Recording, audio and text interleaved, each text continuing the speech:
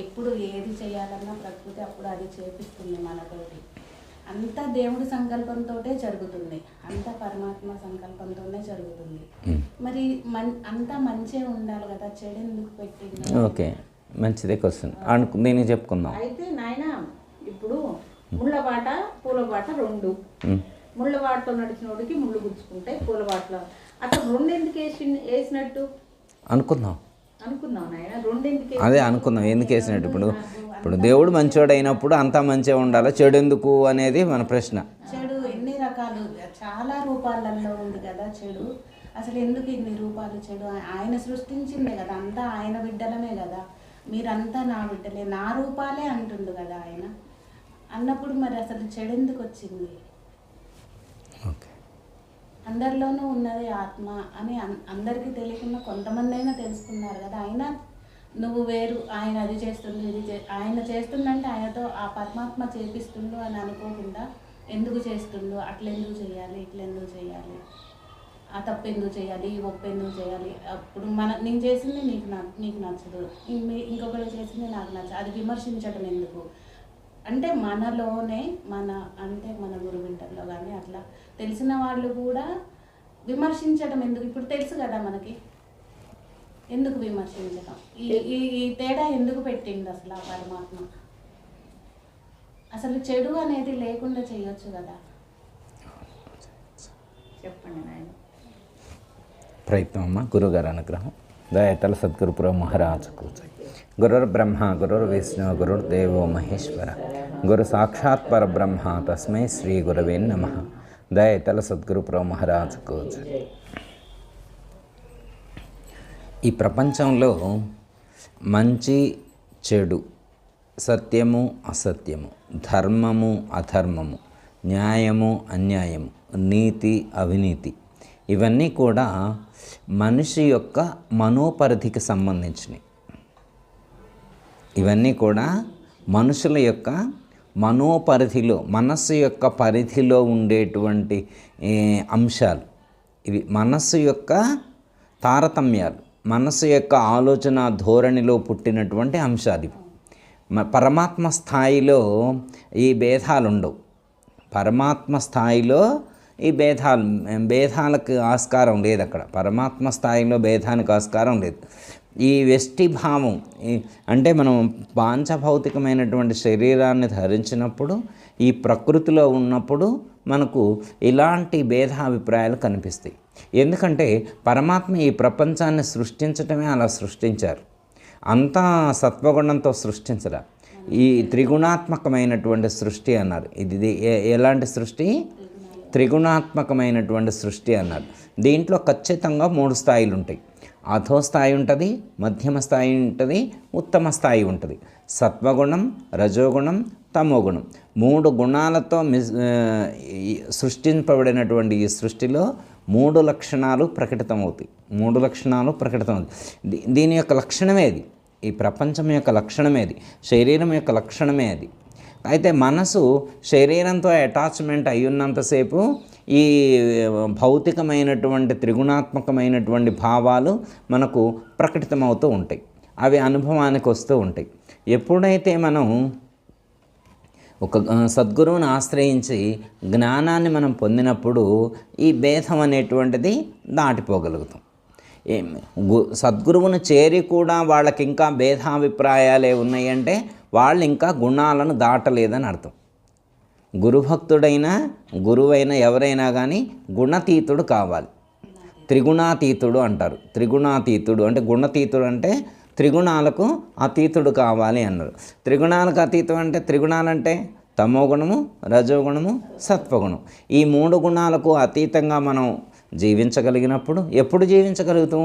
ఈ 3 గుణాలకు అతీతమై ఉన్నటువంటి ఆ తత్వాన్ని మనం అనుభూతమనుచుకున్నప్పుడు, ఆ తత్వజ్ఞానం మనకు దృఢమైనప్పుడు గుణాలకు అంటకుండా ఉండగలుగుతాం. లేకపోతే గుణాలు అంటుతూనే ఉంటాయి. అయితే మహాత్ములకి గుణాలు ఉండవని కాదు. మహాత్ములకు కూడా తమోగుణం ఉంటుంది, రజోగుణం ఉంటుంది, సత్వగుణం ఉంటుంది. కాకపోతే మహాత్ములకు వాళ్ళ ఆధీనంలో ఉంటాయి గుణాలు. మహాత్ములకు గుణాలు ఆధీనంలో ఉంటాయి, గుణాలు సమస్థితిలో ఉంటాయి. వాళ్లకు ఇబ్బంది కలగదు, వాళ్ళను ఇబ్బంది పెట్టదు. కాకపోతేనంటే ఆ జ్ఞానం లేనటువంటి వాళ్ళు, తత్వజ్ఞానం దృఢం కానటువంటి వాళ్లకు గుణాలు అనేటువంటివి ఇబ్బంది పెడతాయి. గుణాలు సహజ సిద్ధంగా శరీరంలోనే ఉంటాయి, మళ్ళీ మనం తీసుకునే ఆహార పదార్థాల వల్లనే కాదు.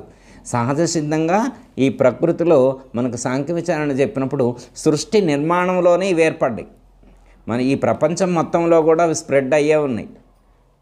పంచభూతాల్లోనే కాకుండా పంచతన్మాత్రకులు, పంచశక్తులు, పంచబీజాలు, వీటన్నిటిలో కూడా ఆ త్రిగుణాలు స్ప్రెడ్ అయ్యే ఉన్నాయి, వ్యాపించే ఉన్నాయి.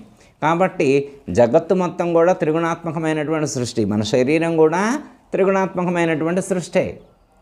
ఇందులో ఖచ్చితంగా ఉంటాయి, గుణాలు ఉంటాయి. అంటే ఉత్తమమైన మన శరీరంలోనైనా కానీ ఈ ప్రపంచంలో ఎక్కడ చూసినా కానీ ట్రినిటీ అంటారు. ట్రినిటీ అంటే 3 లక్షణాలు కలిగి ఉంటాయి. అంటే మనకు ఈ 3 కనిపిస్తాయి. ఒకటి ఏదైనా ఉంటే ఉత్తమము, మధ్యమము, అధమము. మీరు ఏదైనా తీసుకోండి, ఒక ఆహారం అది ఉత్తమం లేదా మధ్యమం, అధమం, 3 స్థాయి ఏదో ఒక స్థాయిలో ఉంటుంది. అట్లా మనం కుర్చీ తీసుకున్నాం, ఉత్తమం, మధ్యమం, అధమం. ఈ వేరియేషన్ అనేటువంటిది ప్రతి పదార్థంలో ఉంటుంది, ప్రతి వస్తువులో ఉంటుంది, ప్రతి మనిషిలో కూడా, ప్రతి చెట్టులో ఉంటుంది, పుట్టలో ఉంటుంది, పక్షిలో ఉంటుంది. ఎక్కడైనా కానీ మనం చూసి గుర్తించవచ్చు, ఎందుకంటే దాని లక్షణం అది. అయితే సహజంగా ఉంటే ఉండొచ్చు, కానీ మనం తీసుకునే ఆహారాలు ఆ గుణ సంబంధమైనటువంటి వాటిని అధికంగా తీసుకున్నప్పుడు ఇంకొకవి ఎక్కువ ప్రభావం చూపిస్తుంది. సహజంగా ఉంటూనే కాకుండా మళ్ళీ మనం ఆహార పదార్థాల విషయంలో కొంచెం తమోగుణ ఆహారం కానీ, తామసిక ఆహారం కానీ, రాజసిక ఆహారం కానీ, సాత్విక ఆహారం కానీ, ఆ తీసుకునే ఆహారం యొక్క ప్రభావము ప్లస్ గతంలో ఉన్నటువంటిది అన్నీ కూడా మేళవింపబడి ఇంకొంచెం ఎక్కువ ప్రభావం చూపెట్టడం అనేటువంటిది జరుగుతుంది. ఎందుకంటే ఆ ప్రభావం ఇవన్నీ కూడా గత జన్మ సంస్కారాలు కూడా ముడిపడి ఉంటాయి దీనికి. ఇప్పుడు ఒక వ్యక్తి కొంచెం రాజసిక ఆహారాన్ని ఎందుకు కోరుకుంటాడు అంటే లోపల గత జన్మకు సంబంధించినటువంటి సంస్కారం ఉండుంటుంది, అదే అటువైపు అట్రాక్ట్ చేస్తుంటుంది. గత జన్మలో తామసిక ఆహారం తీసుకొని ఉంటే అటువైపు అట్రాక్ట్ అవుతాడు, గత జన్మలో సాత్విక ఆహారం తీసుకొని ఉంటే అటువైపు అట్రాక్ట్ అవుతాడు. దానికి సంబంధించినటువంటి సంస్కారాలే ఉంటాయి లోపల, ఆ సంస్కారాలే అటువైపు అట్రాక్ట్ అయ్యేట్టుగా చేస్తుంటాయి. అయితే నాన్న, ఇప్పుడు భగవంతుడు సృష్టి త్రిగుణాత్మక 3 గుణాలతో ఉంది. మనం చేసే అది మన నిర్మాణం కూడా అట్లా 3 త్రిగుణాత్మకంగానే ఉంది. అది మన కర్మ చేయటం అనేది అది మన చేసుకునే దాని మీద ఆధారపడుతుంది. మళ్ళీ పాపం చేసిన వాడికి మళ్ళీ పాపం. ఇక్కడ ఒక అంశం చెప్తాం. ఇక్కడ ఏంటంటే జ్ఞాన దృష్టి వేరు, అజ్ఞాన దృష్టి వేరు. జ్ఞానుల యొక్క ఆలోచన విధానం డిఫరెంట్గా ఉంటుంది. ఫస్ట్ బ్రహ్మాండ పంచీకరణకు సంబంధించి 2 మాటలు చెప్తాను, అవి తెలుసుకుంటే కొంత నాలెడ్జ్ వస్తుంది. తర్వాత కర్మకు సంబంధించి ఒక 2 మాటలు అనుకుందాం, అప్పుడు ఏమైనా కంక్లూడ్ అయితే అయ్యే ప్రయత్నం చేద్దాం. ఒకటి అంటే మంచి చెడు అనేటువంటివి ఈ ప్రపంచంలో ఉన్నాయా, మనకే ఉన్నాయా, ఎందుకు ఉన్నాయి అనేటువంటి క్వశ్చన్ ఉంటుంది కదా, దానికి అనుకోవచ్చు. ఇప్పుడు ఈ ప్రపంచం మొత్తం పుట్టలేదు, ఏమీ పుట్టలేదు, నిరాకారం నిర్వికారంగా ఉంది. దాన్నే మన సాంప్రదాయంలో ఏమని చెప్తారంటే ఒక పదం చెప్తారన్నమాట, అచల పరిపూర్ణ పరబాహ్యమునకు తెలియకుండగానే, దానికి సంబంధము లేకుండగానే స్వయముగా ఏర్పడినది బ్రహ్మము అన్నారు. ఇదేమన్నారు? బ్రహ్మము. అంటే అంతకుముందు ఏమి లేదు, అంతకుముందు ఈ సృష్టి లేదు, ఈ సృష్టి ఏమీ పుట్టకముందు ఈ సృష్టి మొత్తం అంటే 7 లోకాలతో ఉండేటువంటి సమస్త 14 భువనభాండాలతో నిండి ఉన్నటువంటి ఈ సృష్టి లేదు. అఖిలాండ కోటి బ్రహ్మాండాలతో కూడి ఉన్నటువంటి సృష్టి లేదు. అప్పుడు శూన్యం ఉందని కూడా అనైతి కాదు, దాన్ని శూన్యమని కూడా శూన్యమని అనటానికి అనేవారు ఒకళ్ళు ఉంటేనేగా, శూన్యమని అనటానికి కూడా మనిషి ఒకడు ఉంటేనే కదా శూన్యమని అనటానికి. అప్పుడు ఏమీ లేదని చెప్పారు, ఏమీ లేనటువంటి అచల పరిపూర్ణ పరబాహ్యానికి తెలియకుండా అప్పుడు ఏమున్నది అంటే అచల పరిపూర్ణం ఉందన్నారు. అంతకుముందు ఏమున్నదంటే అచల పరిపూర్ణం ఉందన్నారు. అయితే అచల పరిపూర్ణ పరబ్రహ్మానికి తెలియకుండా, దానికి సంబంధం లేకుండా ఒక బ్రహ్మము ఏర్పడింది, స్వయముగా ఏర్పడింది బ్రహ్మము అన్నారు. ఒక బ్రహ్మం అనేటువంటిది ఏర్పడిందంట. దీనికి ఉపనిషత్తుల్లోనే చెప్పారు, ఇది నేను నా సొంతంగా చెప్పాను. బ్రహ్మము అంటే భగవంతుడు అనుకోండి, మన లాంగ్వేజ్లో దైవం అనుకోవచ్చు. బ్రహ్మం అంటే దైవము అనుకోవచ్చు, సుప్రీం పవర్. ఈ విశ్వంలో ఉండేటువంటి సమస్త దేవీ దేవతలందరినీ కూడా అడ్మినిస్ట్రేట్ చేసేటువంటి సుప్రీం పవర్ అనుకోవచ్చు. ఇక అంతకంటే ఇంక వేరే పవర్ లేదు, ఇదే అల్టిమేట్ అనమాట. ఇంతకంటే పైన ఇంకొకటి లేదు. దాన్ని బ్రహ్మము బ్రహ్మము అంటే బృహత్ పదార్థము అని అర్థం, గొప్పది అని అర్థం. బృహత్తరమైనటువంటిది అంటే గొప్పది అని అర్థం. ఇక అంతకంటే గొప్పది ఇంకొకటి లేదు, అంతకంటే గొప్పది ఇంకొకటి లేదు. దాని పేరు బ్రహ్మము అన్నారు. ఆ బ్రహ్మం పుట్టిన తర్వాత అది ఈ సృష్టి కాలేదు అప్పటికి. మరి దాన్ని ఏమన్నారంటే ఆనందో బ్రహ్మ అన్నారు. దాని యొక్క సహజ స్వరూపమే ఆనందం. ఇందాక మీరు చెప్పారమ్మా, దాని యొక్క సహజ స్వరూపమే ఆనందం. ఆనందమే దాని యొక్క సహజ లక్షణం, ఆనందమే దాని యొక్క సహజ లక్షణం. అయితే మరి ఆనందం సహజ లక్షణంగా ఉంటే మరి దుఃఖాలతో కూడిన ఈ ప్రపంచం ఎక్కడి నుంచి వచ్చింది? ఆనందో బ్రహ్మానికి. అక్కడ ఆనందమే ఉంది, అక్కడ దుఃఖానికి ఆస్కారం లేదు. అయితే ఆయనకి ఒక సంకల్పం కలిగిందట. ఆయన ఈ ప్రపంచాన్ని సృష్టించాలి అనేటువంటి ఒక సంకల్పం కలిగింది. అర్థమైందా? మరి ఆనందంగా ఉండేవాడికి అంటే ఇంకొక వస్తువు మీద ఆధారపడకుండానే స్వయంగానే ఆనందాన్ని పొందేటువంటి లక్షణం ఉన్నటువంటి బ్రహ్మమునకు మళ్ళీ సృష్టి చేయాలి అనేటువంటి కోరిక ఎందుకు కలిగింది అని ప్రశ్న వేశారు. ఋషులందరూ అధ్యయనం చేశారు. వాళ్ళందరికీ అధ్యయనం చేసిన తర్వాత లాస్ట్కు తేల్చిన సారాంశం ఏంటంటే, మరి పరమాత్మ ఎందుకు సృష్టి చేసి ఉండవచ్చును అనేదానికి లీలాదేవత కైవల్యం అనే పదం వాడారు, ఆన్సర్ ఇచ్చారు వాళ్ళు. అంటే పరమాత్మ ఈ ప్రపంచాన్ని ఎందుకు సృష్టించాడు అంటే తన యొక్క లీల కోసం, తన యొక్క వినోదం కోసం, తన యొక్క ఎంటర్టైన్మెంట్ కోసం, తన యొక్క లీల కోసం ఈ ప్రపంచాన్ని సృష్టించాలనుకున్నాడు. ఈ ప్రపంచాన్ని సృష్టించాలని అనుకున్నప్పుడు ఏం చేసినంటే ఆయనే పంచదేవతలు అయ్యాడు, ఆయనే పంచబీజాలు అయ్యాడు, ఆయనే పంచశక్తులు అయ్యాడు, ఆయనే పంచతన్మాత్రకులు అయ్యాడు, ఆయనే పంచభూతాలు అయ్యాడు, ఆయనే మళ్ళీ ఒక దాంట్లో ఒకటి మిశ్రమం అయ్యాడు. ఇలా చరాచర జగత్తుగా ఈ విశ్వరూపంగా ఆయనే మారాడు. అర్థమైందమ్మా? ఇప్పుడు వేరే ఎవరు లేరు, వేరే ఎవరూ లేరు. పరమాత్మే ఈ విశ్వంగా మారాడు, పరమాత్మే ఈ విశ్వంగా మారాడు. ఈ విశ్వం మొత్తంలో ఎవరున్నారు? పరమాత్మే ఉన్నాడు. అయితే ఫస్ట్ జడంగా ఉందట. దీన్ని ఫస్ట్ తొలి సంకల్పం అన్నారు. జడంగా ఉంటే మళ్ళీ సంకల్పము అని చెప్తారు. తత్సృష్ట్వా తదేవ అనుప్రావశత్ అంటే కదలిక లేనటువంటి ఈ జడమనందు మళ్ళీ ఆయనే కదలిక రూపంలో ప్రవేశించాడు. ఇప్పుడు మొత్తం యాక్టివేట్ అయింది, మొత్తం యాక్టివేట్. ఈ ప్రపంచం ఎవరిది? పరమాత్మది. ప్రపంచంలో ఉందెవరు? ఆయన. ఈ శరీరాలు 84 లక్షల దేవోపాధులన్నీ ఎవరి? ఆయనే. శరీరాలు ఆయనయే, శరీరంలో ఉంది కూడా ఆయనే. ఒక నిమిషం, ఇప్పుడు ఈ శరీరము అయింది, ఆ శరీరము అయింది, ఈ శరీరము అయింది, ఈ శరీరం అయింది, ఆ శరీరం అయింది, స్టూలు అయింది, చాప అయింది, ఫ్యాను అయింది, సిమెంటు అయింది, ఇటుక మొత్తం అయిందే. ఈ శరీరాలన్నీ ఆయనయే. కుక్క ఆయనే, పిల్ల ఆయనే, ఎలుక ఆయనే, మేక ఆయనే, ఆవు ఆయనే, గేదె ఆయనే, పక్షి ఆయనే, కోడ ఆయనే, కోత ఆయనే, అన్నీ ఆయనే. అన్ని రూపాలు ఆయనయే. అన్ని రూపాలే కాదు, ఆ రూపాల అన్నిటిలో ఉన్నది ఆయనే.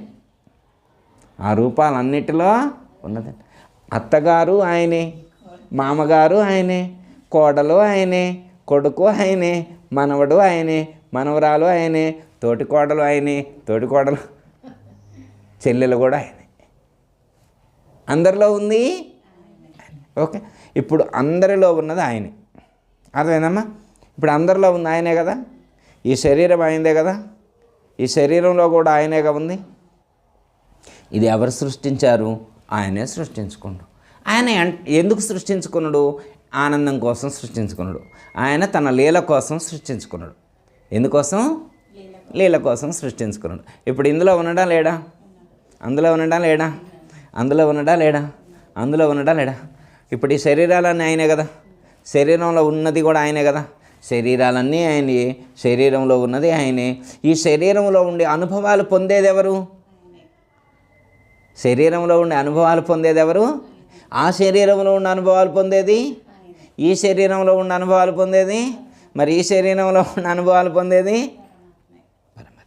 మరి ఆయనే అనుభవాలు పొందితే అది మంచి అనుభవం అయితే ఏంటి, చెడు అనుభవం అయితే నీకెందుకు?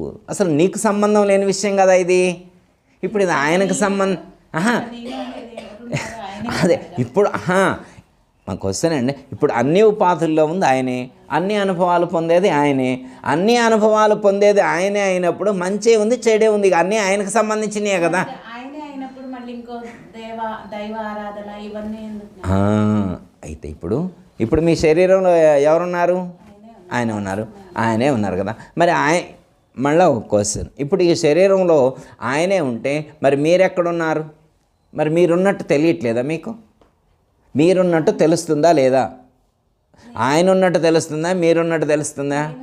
మీరున్నట్టే తెలుస్తుందిగా. మరి మీరుంటే ఆయన ఏమైనట్టు? ఇప్పుడు ఆయన ఎక్కడున్నాడు? ఇప్పుడు జనరల్గా అసలు ఉండాల్సింది ఎవరు? ఈ శరీరంలో ఉండాల్సింది ఎవరు? ఆయన కదా. ప్లానింగ్ ఎవరిది? ఆయనది కదా. అఖిలాండ కోటి ఇంత బ్రహ్మాండాన్ని సృష్టించుకున్నాడు. దీన్ని అంతా సృష్టించుకుంది ఎవరు? ఆయన. మరి ఎంత బ్రహ్మాండాన్ని ఆయన సృష్టించుకున్నా మరి ఆయన ఉనికి లేకపోతే ఎట్లా? ఇప్పుడు ఆయన ఉన్నాడా, మనం ఉన్నామా? మరి మనం ఉన్నట్టు కూడా తెలుస్తుందిగా. ఇప్పుడు ఆయన ఉంటే మనం ఉన్నట్టు తెలియటం ఏంటి? అవునా? అదేమ్మా, ఇప్పుడు ఇదే మెలక ఇక్కడే మనం తెలుసుకోవాలి. గురువు యొక్క అవసరం మనకి ఇక్కడ ఏర్పడదు. మామూలుగా గురువు యొక్క అవసరం లేదు మనకి. ఇదంతా పుస్తకంలోనే రాసింది. పుస్తకంలో అయితే బ్రహ్మం నుండి అవ్యక్తం, అవ్యక్తం నుండి మహత్వ, మహత్వం నుండి మాదాంగం, మాదాంగం పంచతన్మాత్రలు, పంచతన్మాత్రలు, పంచమహాభూతాలు, మొత్తం పాఠం అప్పచెప్పిను. మొత్తం బ్రహ్మమే ఈ చరాచర జగత్తుగా ఏర్పడిండు. 84 లక్షల జీవ ఉపాధులతో కూడి ఉన్నటువంటి చరాచర జగత్తుగా బ్రహ్మమే ఏర్పడ్డాడు. బ్రహ్మాండము బ్రహ్మము రెండు ఆయనే. జడము వేరే, చైతన్యం లేదు, రెండు ఆయనే. ఓకే, బాగానే ఉంది. అయితే ఇందులో నేనున్నట్టు కూడా తెలుస్తుంది, ఆయన ఉన్నట్టే తెలియట్లే అసలు. ఇందులో కృష్ణమూర్తి ఉన్నట్టే తెలుస్తుంది, భారతమ్మ గారు ఉన్నట్టే తెలుస్తుంది, పుల్లమ్మ గారు ఉన్నట్టే తెలుస్తుంది, వినయ కృష్ణ ఉన్నట్టే తెలుస్తుంది. అవునా కదా? మనం ఉన్నట్టే తెలుస్తుంది. ఆయన ఉన్నాడు అసలు, ఆయన జాడే తెలియట్లా. ఎందుకు తెలియట్లేదంటే ఆయన జాడ తెలియకుండా చేసింది మాయ అన్నాడు దాన్ని. ఆయన జాడ ఎందుకు తెలియట్లేదంటే మాయ వలన తెలియటం లేదు. దాన్నే అజ్ఞానము అన్నాం. అంటే పరమాత్మకు సంబంధించిన జ్ఞానము లేదని అర్థం. అజ్ఞానము అంటే పరమాత్మ సంబంధమైనటువంటి జ్ఞానము లోపించిందని అర్థం. మాయ అంటే ఉన్నది ఒకటైతే ఇంకో విధంగా భావిస్తున్నాం, అందువల్ల దీన్ని మాయ అన్నారు. మాయ అంటే ఒక విధంగా ఉంటే ఇంకో విధంగా భావిస్తున్నాం మనం. అనుకుందాం, అర్థమైందమ్మా? అనుకుందాం, మనకే వచ్చింది. మాయ కూడా ఆయనదే. మాయ కూడా ఆయనదే. మాయ కూడా ఆయన ఎంటర్టైన్మెంట్లో భాగం. మాయ కూడా ఆయన యొక్క ఆనందంలో అదొక భాగం. దాన్ని గుర్తించలేక మనం దుఃఖాన్ని పొందుతున్నాం. అర్థమైందమ్మా? మాయ మంది కాదు. మనకి భగవద్గీతలో 7వ అధ్యాయంలో పరమాత్మ ఒక మాట చెప్తారు. దైవీ హేష గుణమయీ మమ మాయా దురత్య మామేవ ఏ ప్రపద్యంతే మాయా మేతాం తరంతి. దైవీ హేష గుణమయి. ఈ ప్రకృతి త్రిగుణాత్మకమైనటువంటిది, గుణమయి. మమ మాయ. ఈ మాయ కూడా నాకంటే భిన్నం కాదు. భిన్నము కాదు. మళ్ళీ మనకి భద్రాద్రి రామశతకంలో కూడా ఒక మాట చెప్తారు. ఆత్మయందున ఏకం ఆకాశముదయించే, ఆకాశమందున అనిలంబు పుట్టే, అనిలంబునందున అగ్నిహోత్రము పుట్టే, అగ్నిహోత్రమునందు అప్పు పుట్టే, అప్పు యందు అవని స్థలయు పుట్టే, అవని యందు ఓషధులు అమర పుట్టే, ఓషధులందున వనర అన్నము పుట్టే, అన్నమందు నరులాది సకల జంతు జాలంబులాయ, ఆయ ఈ రీతి పరమాత్మ మాయ వలన, ఆయ ఈ రీతి పరమాత్మ మాయ వలన, రమ్యగుణధామ భద్రాద్రి రామ పరశురామ నరసింహదాస సంరక్షితాహ్వ. అర్థమైందమ్మా? ఇవన్నీ ఎట్లా వచ్చినాయి? అర్థమైందమ్మా? ఆకాశంలో నుంచి వాయువు, వాయువులో నుంచి అగ్ని, ఆత్మలో నుంచి ఆకాశం, ఆకాశంలో నుంచి వాయువు, వాయువులో నుంచి అగ్ని, అగ్నిలో నుంచి జలము, జలములో నుంచి పృథివీ, పృథివీలో నుంచి ఓషధులు అంటే వృక్షాలు, ఓషధులు మొక్కలు, ఆ వృక్షాల్లో నుంచి నరులాది సకల జంతుజాలంబులయ్యే 84 లక్షల జీవోపాధులు అన్నీ కూడా అక్కడి నుంచే ఆవిర్భవించాయి అని చెప్పారు. ఎందువల్ల? ఆయ ఈ రీతి పరమాత్మ మాయ వలన. ఇదంతా ఎలా జరుగుతుందంటే పరమాత్మ మాయ వలన జరుగుతుంది. అర్థమైందమ్మా? అయితే మాయ తొలగితే ఆ మర్మం తొలగితే, మాయ తొలగితే సత్యం మనకి బయటపడుతుంది. అర్థమైందమ్మా? ఎట్లా అంటే అమ్మా సింపుల్, దీనికి చాలా సింపుల్ అన్నమాట. మాయ వలన నేను వేరు దైవం వేరు అనుకుంటున్నాను, బ్రహ్మము వేరు నేను వేరు అనుకుంటున్నాను. దీన్ని అల్పజ్ఞత్వము అన్నారు. దీన్ని అల్పజ్ఞత్వము అన్నారు. నేను జీవుడను, నేను కించుజ్ఞుడను, నేను పుట్టేవాడిని, నేను పెరిగేవాడిని, నేను నశించేవాడిని అనుకుంటాండి. ఎందుకు? అజ్ఞానము చేత, మాయ వలన నేను నేను అనేటువంటి భ్రాంతి ఉంది. అర్థమైందమ్మా?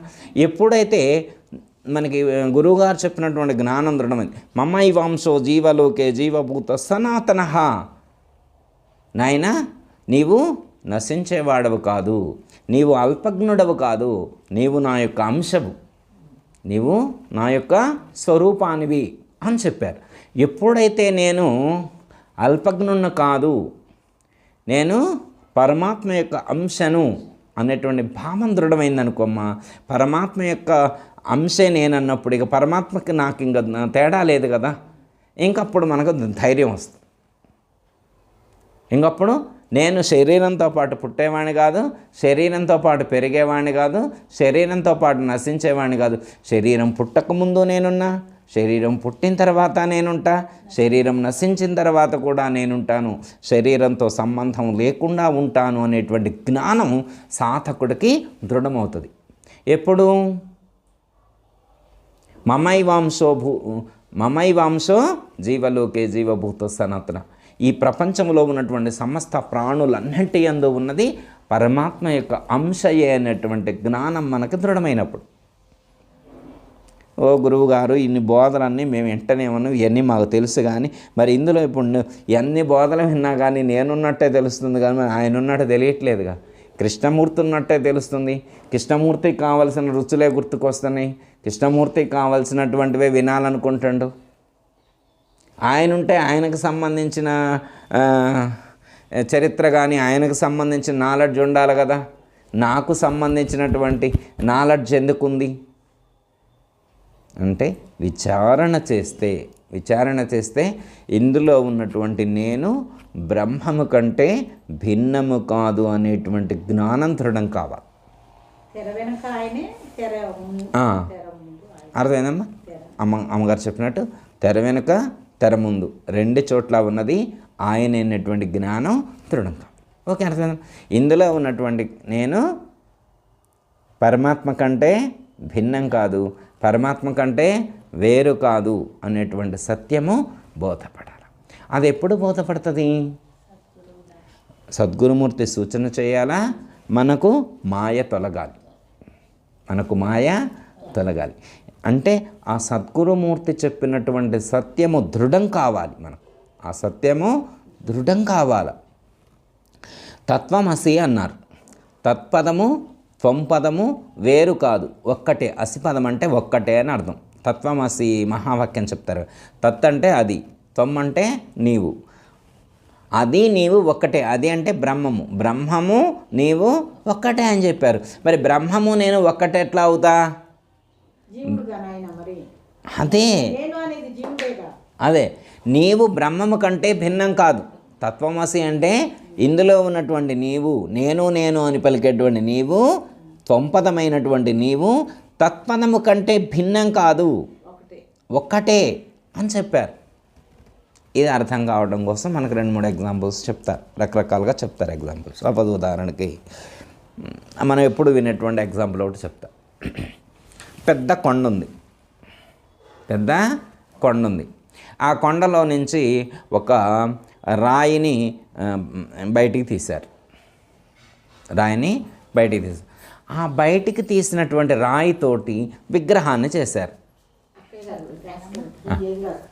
బయటికి తీసినటువంటి రాయితోటి విగ్రహాన్ని చేశారు.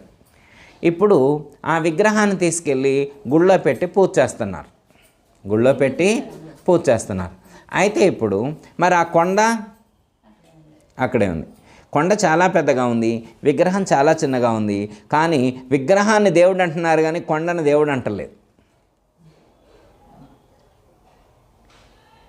విగ్రహాన్ని దేవుడు అంటున్నారు కానీ కొండను దేవుడు అంటలేదు. మరి ఆ విగ్రహం ఎక్కడి నుంచి వచ్చింది? అక్కడి నుంచే వచ్చింది కదా. అర్థమైందమ్మా? అది ఇది ఒక్కటే. ఆ జ్ఞానం ఎవరికి ఉంటుంది? జ్ఞానులకు ఉంటుంది. అంటే ఆ కొండలో ఈ విగ్రహం అనేటువంటిది ఒక భాగము అనేటువంటి జ్ఞానం దృఢమైనటువంటి వాళ్ళు. అర్థమైందమ్మా? ఇప్పుడు అది చెడ్డదని ఇది మంచిదని ఆలోచన ఉంటుందా? అర్థమైందమ్మా? అట్లేం లేదు కదా. మన దృష్టిలో ఏంటి? మన దృష్టిలో ఇది ఈ రాయి ఆ రాయి, ఈ విగ్రహం ఆ కొండ, రెండు ఒక్కటే, రెండు ఒక్కటే. అంటే తత్వమసి అంటే తత్పదము అంటే విశ్వవ్యాప్తమై ఉన్నటువంటిది, చరాచర జగత్తునంతటా అనుస్యూతమై వ్యాపించి ఉన్నటువంటిది ఏదైతే ఉన్నదో అది బ్రహ్మము అన్నారు. అర్థమైందమ్మా? అలాగే ఈ ఉపాధిగతంగా ప్రకటితమై నేను నేను అని పలికేటువంటి త్వంపదం ఏదైతే ఉన్నదో ఇది ఆ బ్రహ్మము కంటే భిన్నం కాదు. ఆ కొండలో ముక్కే తప్ప ఇది వేరే సెపరేట్ కాదు. అర్థమైందమ్మా? ఆ కొండ బ్రహ్మం అనుకుంటే ఇందులో ఉన్నటువంటి ఈ శరీరగతంగా ఉండేటువంటి జీవుణ్ణి విగ్రహంగా చెప్పుకోవచ్చు. అర్థమైంది? ఇప్పుడు ఈ విగ్రహము కొండ ఒకటేనా కాదా? అలాగే ఇందులో ఉన్నటువంటి జీవుడు బ్రహ్మము ఒక్కటే. తత్ అంటే అది, త్వం అంటే నేను, నేను బ్రహ్మము ఒక్కటే. బ్రహ్మమే నేను, నేనే బ్రహ్మము. బ్రహ్మమే నేను, నేనే బ్రహ్మము. బాగానే ఉంది. ఉపమానం వింటే నిజమే అనిపిస్తుంది, ఉపమానం వింటే నిజమే అనిపిస్తుంది. మరి నిజమే అనిపిస్తే మరి బ్రహ్మం అంటే దేవుడు అంటే మామూలా? బ్రహ్మం అంటే దేవుడు కదా. దేవుడు కావటం మామూలు విషయమా? దేవుడు కావడం మామూలు కాదు కమ్మ. దేవుడు కావటం అంటే ఇప్పుడు సపోజ్ ఉదాహరణకి తిరుపతి ఉందనుకో, వెంకటేశ్వర స్వామిని దేవుడు అన్నారు. అర్థమైందమ్మా? భద్రాచలంలో రాములు వారిని దేవుడు అన్నారు. అవునా కాదా? షిరిడీలో బాబా వారిని దేవుడు అన్నారు.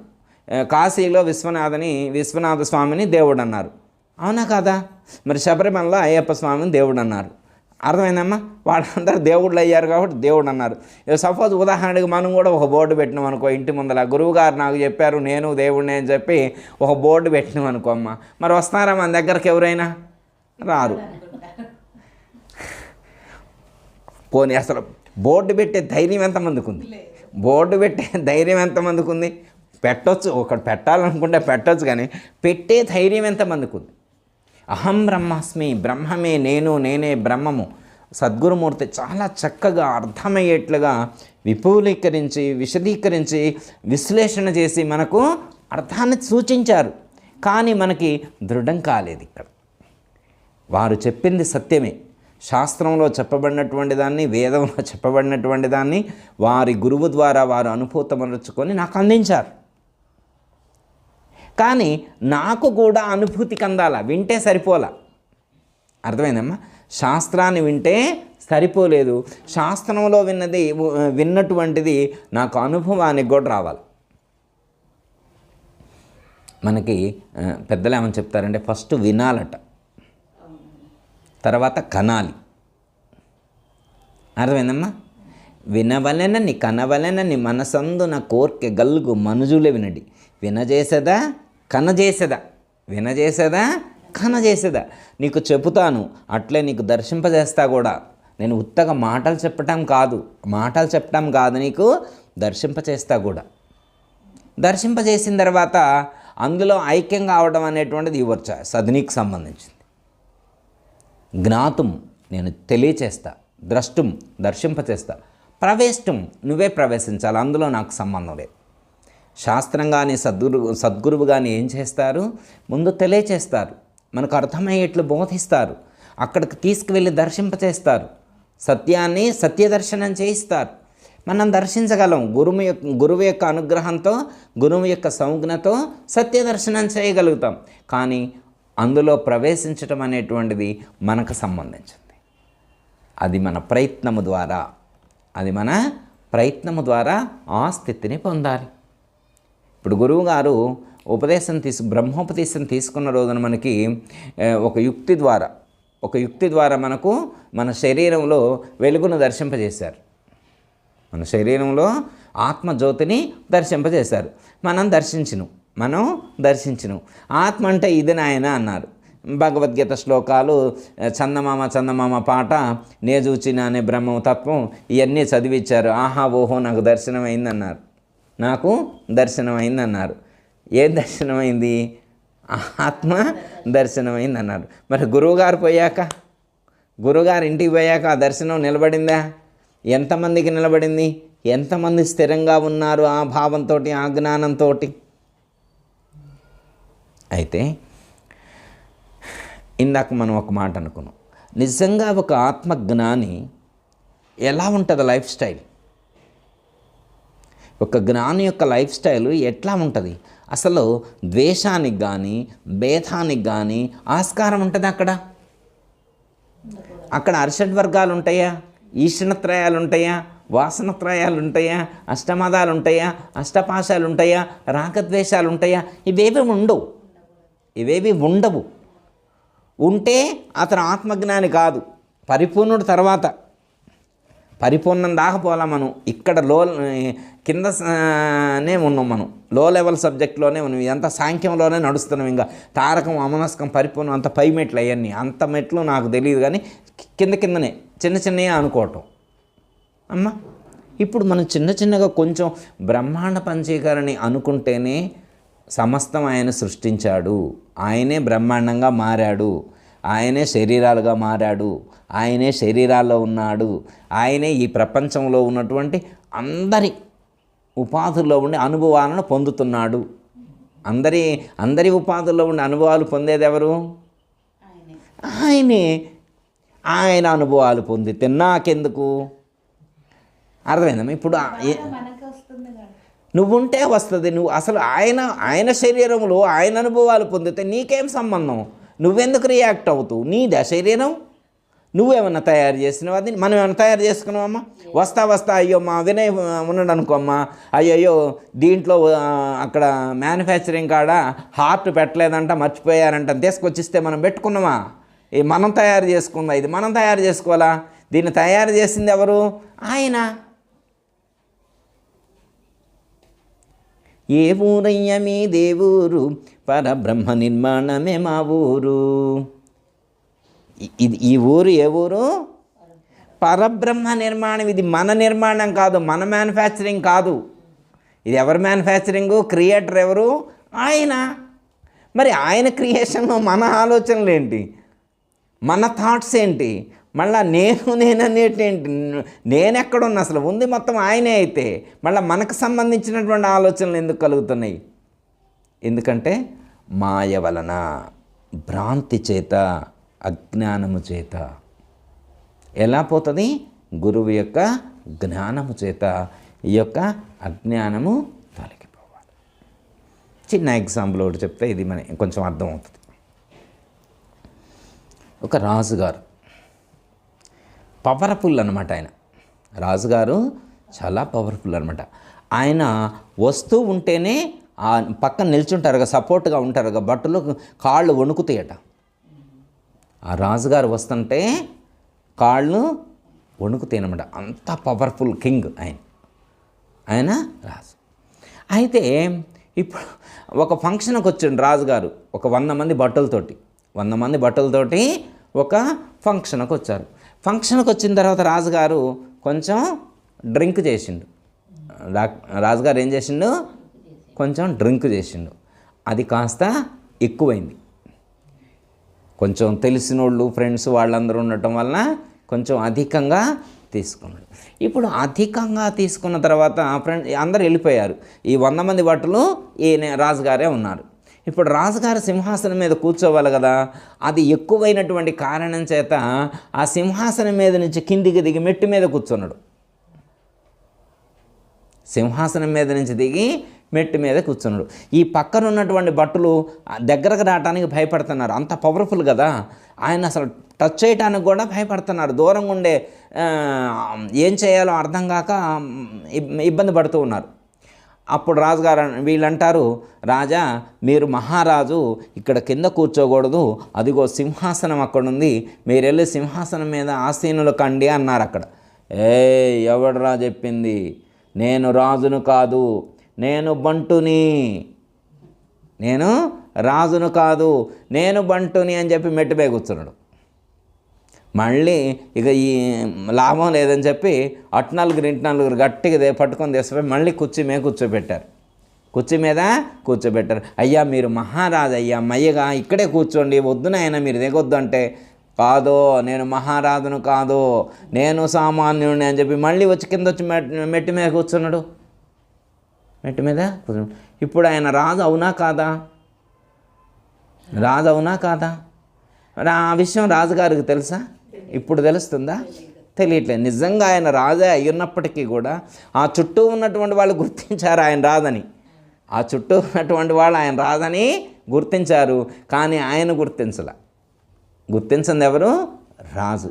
కింద కూర్చుంటుండు, నేను బంటుని అంటుండు, నేను మామూలుని అంటుండు, నేను వర్కర్ని అంటుండు, నేను గుమ్మస్తాను అంటుండు, ఏదేదో మాట్లాడుతుండు. అప్పుడు అటుగా ఒక మహాత్ముడు వెళ్తూ ఉన్నాడు. అతను ఈ రాజుకు పరిచయస్తుడే అనమాట. రాజును చూశాడు. ఏమిటి నాయనా అన్నాడు. ఇది నాయన పరిస్థితి, పైన కూర్చోబెడితే కిందకు వచ్చి ఏలాడబడి కూర్చుంటుండో, నేను రాజును కాదంటుండు అన్నాడు. ఓహో అట్లా అయితే పర్లేదు లేదని ఈ కుర్చీలో కూర్చోబెట్టాను, గట్టి కుర్చీలో కూర్చోబెట్టారు. ఏం కాదు నేనున్న గట్టిగా పట్టుకున్నాడు. వెంటనే ఆ నిమ్మకాయలు తెప్పించి మొత్తం నెత్తి మీద గట్టిగా రుద్ది కొంచెం నిమ్మకాయ నీళ్ళు మజ్జిగ దాపించి 3 బిందెలు చన్నీళ్ళు పోపించారు. 3 బిందెలు చన్నీళ్ళు పోయింది. మొత్తం దిగిపోయింది. మొత్తం బట్టలు అనేది, ఎవడ్రా నా బట్టలు తడిపింది అంటున్నా. నేను మహారాజునై ఉంటే మహారాజు వస్త్రాలు తడిపింది ఎవరంటున్నా. అప్పుడు ఆ గురువుగారు ఎదురుగా ఉండబట్టి సరిపోయింది. ఏమీ లేదులే నాయన, చిన్న ప్రక్రియ చేయవలసి వచ్చిందని మళ్ళీ డ్రెస్ తీసుకొచ్చి ఇచ్చారు. ఇప్పుడు డ్రెస్ వేసిన తర్వాత మళ్ళీ కింద కూర్చుంటాడా? ఎక్కడ కూర్చుంటాడు? సింహాసనం మీద వెళ్ళి కూర్చొని ఐఆమ్ కింగ్ అంటండి. ఇప్పుడు ఐఆమ్ కింగ్ అంటుండు. మరి ఇంతకుముందు కింగ్ కాదా? మొట్టమొదట ఆయన మహారాజే, ఇప్పుడు మహారాజే. మధ్యలో ఆ మత్తు తీసుకోవటం ద్వారా, మధ్యలో ఆ మద్యం తీసుకొని ఆ మత్తు ఎక్కినటువంటి కారణం చేత తన యొక్క స్వరూపాన్ని కోల్పోయాడు, తానెవరు అనేటువంటి విషయాన్ని కోల్పోయాడు. అర్థమైందిగా? అలాగే మనం కూడా మొట్టమొదట బ్రహ్మమే, ఇప్పుడు బ్రహ్మమే, తెలుసుకున్నా బ్రహ్మమే, తెలుసుకోకపోయినా బ్రహ్మమే. అర్థమైందమ్మా? మనకు కూడా అలా నిమ్మకాయ రుద్ది, అర్థమైందమ్మా, మజ్జిగ తాపిచ్చి మనకున్నటువంటి మత్తును వదిలించగలిగితే, వదిలించే మహాత్ముడు మనకు లభిస్తే మనం ఏమంటాం? అహం బ్రహ్మస్మి అంటాం. ఇప్పుడు అనగలుగుతాం. ఎప్పుడు అంటాం? అహం బ్రహ్మస్మి అని ఆ మత్తు వదిలిన రోజు అంటాం. మనకున్న మత్తు ఏంటి? దేహము నేను అనేటువంటి మత్తులో ఉన్నాం. మనం దేహోహం అంటున్నాం. దేహమే నేను అనుకోవడం, ఓకే అనుకోవచ్చు, కానీ దేహము నేను అనేటువంటి ఒక్క సంకల్పం చేసి ఒక్క దేహానికి బంధి అయినటువంటి కారణం చేత ఈ దేహము నేను అనుకోంగలోనే మా అమ్మగారు అంటున్నారు, మా నాన్నగారు, మా అక్క, మా చెల్లి, మా అక్క పిల్లలు, మా చెల్లి పిల్లలు, మా తమ్ముడు, మా అన్న, ఏం రిలేషన్స్, కొడుకులు, కోడళ్ళు, బిడ్డలు, అల్లుళ్ళు, మనవళ్ళు, మనవరాళ్ళు, వాళ్ళ ఇల్లులు, వాళ్ళ కార్లు, వాళ్ళ తోటలు, వాళ్ళ బంగళాలు, ఇవన్నీ నాయే. ఎప్పుడు దేహం నేను అనుకోవటం చేత. ఇది కట్ అయితే ఆధార్ కార్డే పోయే, శరీరం పోతే ఆధార్ కార్డే పోయే. ఇక ఐడెంటిటీ ఏది అంటే శరీరం పోయిన తర్వాత కూడా ఐడెంటిటీ ఉంటుందా మనకి అమ్మా? శరీరం పోయిన తర్వాత ఐడెంటిటీ ఉంటుందా? ఈ ప్రపంచంలో మనం సంపాదించుకున్నటువంటి సమస్త అష్టైశ్వర్యాలన్నింటికీ కూడా ఈ శరీరమే ఐడెంటిటీ. ఈ శరీరమే ఐడెంటిటీ. కానీ జ్ఞాని యొక్క ఐడెంటిటీ శరీరము కాదు, లోపల ఉన్న చైతన్యం. జ్ఞాని యొక్క ఐడెంటిటీ చైతన్యం, వ్యవహారిక దృష్టిలో ఐడెంటిటీ భౌతికమైనటువంటి శరీరం. ఒక ఊర్లో ఒక ఆయన ధనం సంపాదించాలనుకున్నాడు. టార్గెట్ పెట్టుకున్నాడు, 100 కోట్లు సంపాదించాలనుకున్నాడు. కష్టపడి వ్యాపారం చేసిండు. 100 టార్గెట్ రీచ్ అయింది.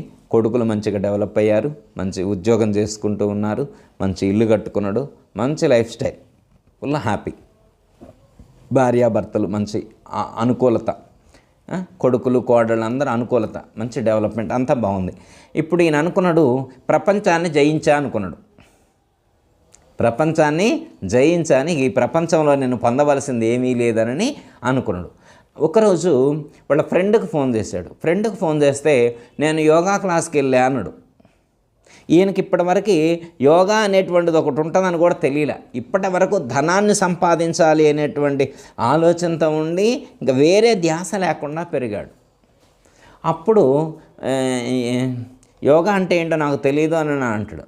అప్పుడు ఫ్రెండ్ దగ్గరికి వెళ్తాడు. వెళితే ఆయన యోగా అనేటువంటిది ఒకటి ఉంటుంది, ప్రాణాయామం ఒకటి ఉంటుంది అని చాలా విషయాలు చెప్తారు. ఓహో, ఇదొక ప్రపంచం ఉందా అనుకున్నాడు. ఇప్పుడు ఈయన సరే నేను ఇది కూడా నేర్చుకుంటా, ఇది నేర్చుకుంటే ఆనందం కలుగుద్ది అన్నారు. యోగా నేర్చుకుంటే ఏం కలుగుద్దంటే ఆనందం కలుగుద్ది అన్నారు. ఓ అయితే నేను ఇది నేర్చుకుంటున్నాను. నేను టార్గెట్ అదొక్కటే అనుకున్నా, 100 కోట్లు చాలనుకున్నా కాదు, ఇప్పుడు ఇది కూడా అవసరమే అని చెప్పి ఇప్పుడు ఇది యోగా నేర్చుకున్నాడు. యోగాలో పీక్ స్టేజ్కి వెళ్ళిండు. యమము, నియమము, ఆసనము, ప్రాణాయామము, ప్రత్యాహారము, ధారణ, ధ్యానము, సమాధి, పీక్ స్టేజ్కు ఎలగండు. స్వకాయ ప్రవేశం, పరకాయ ప్రవేశం చేసేటువంటి సామర్థ్యాన్ని పొందిండు. అంటే ఈ శరీరంలో నుంచి ఇంకో శరీరంలోకి వెళ్ళడం, ఇంకో శరీరంలో నుంచి ఈ శరీరంలోకి వచ్చేటువంటి సామర్థ్యాన్ని పొందినమాట. యోగాలో టాప్ రేంజ్లో ఉన్నాడు. డన్ అనుకున్నాడు. ఇక ప్రపంచంలో సాధించవలసింది ఏమీ లేదు, మొత్తం నేను సాధించా. ఐహిక, ఆధ్యాత్మిక రెండిట్లో సక్సెస్ అయ్యా అనుకున్నాడు. ఓకే, అంతా బాగుందమ్మా, ఇంట్లో భార్య బాగుంది, పిల్లలు బాగున్నారు, అంతా బాగున్నారు. ఇలా ఉన్న టైంలో ఆయన ఊరికి వెళ్ళాడు, ఒక తీర్థయాత్రకి వెళ్ళాడు. వెళ్ళిన తర్వాత వాళ్ళ సిటీ అవుట్కట్స్లోకి వచ్చిన తర్వాత యాక్సిడెంట్ అయింది. ఈయన బాడీ మొత్తం అంటే లోయలో పడిపోయింది వెహికల్, బాడీ మొత్తం డిస్మాంటిల్ అయిపోయింది, బాడీ మొత్తం అనుకూలతగా లేదు. అప్పుడు ఆయన ఆ శరీరంలో నుంచి బయటకు వచ్చిండు. ఆయనకి శరీరంలో నుంచి బయటకు రావటం వచ్చు కదా, ఈ శరీరంలో నుంచి ఇంకో శరీరంలోకి వెళ్ళటం ఆయనకు వచ్చు కదా. ఇప్పుడు ఆయన ఆ శరీరాన్ని విడిచిపెట్టి ఇంకో శరీరంలోకి వెళ్దామని చెప్పి ఎక్కడికి వెళ్దామా అని చూస్తే అక్కడ దగ్గరలో ఒక హాస్పిటల్ ఉంటే హాస్పిటల్ కాడికి వెళ్ళాడు. హాస్పిటల్లో ఒక బాడీ కనిపించింది, మార్చరీలో ఒక బాడీ కనిపించింది. ఈయనకు మంచిగా అనిపించింది, అది కంఫర్ట్గా అనిపించింది. వెళ్ళి ఆ బాడీలో దూరాడు. అంటే ఈయనకు తెలుసు కదా ఆ శరీరంలోకి ప్రవేశించడం, ఆ శరీరంలోకి దూరి ఇక ఇంటికి బయలుదేరి వస్తుండు. ఎట్లా అంటే మనం సపోజ్ మన కారు తీసుకొని ఊరికి వెళ్తాం అనుకో, మధ్యలో కారు చెడిపోతే ఏం చేస్తాం, కారు అక్కడ వదిలేసి ఇంకో కారులో వెళ్తాం, అవునా కదా. ఇప్పుడు ఆయన ఇంటికి వస్తుంటే శరీరం అనే వెహికల్ చెడిపోయింది, ఇంకో శరీరాన్ని ధరించి వస్తాడు ఇంటికి, వస్తుండు. రానిస్తే బయట సెక్యూరిటీ గార్డులు రానియట్లేదు. సో నేను నాగేశ్వరరావుని అంటుండు, నో ఎంట్రీ అంటుండు, ఐడి ప్రూఫ్ అంటుండు.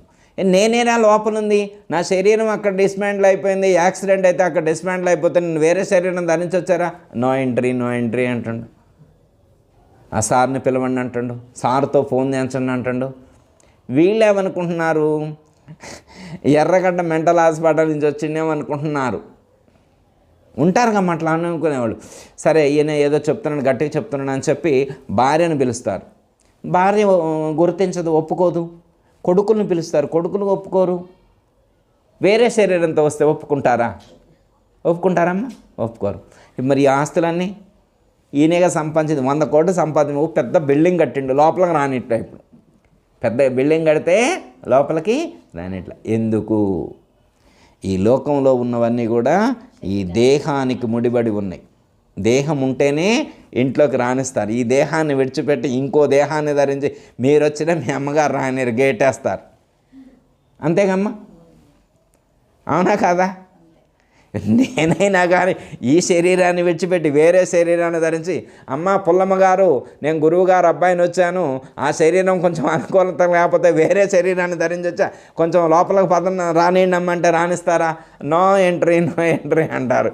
ఎందుకు? శరీరం. ఈ లోకంలో భౌతికమైనటువంటి శరీరమే ఐడెంటిటీ.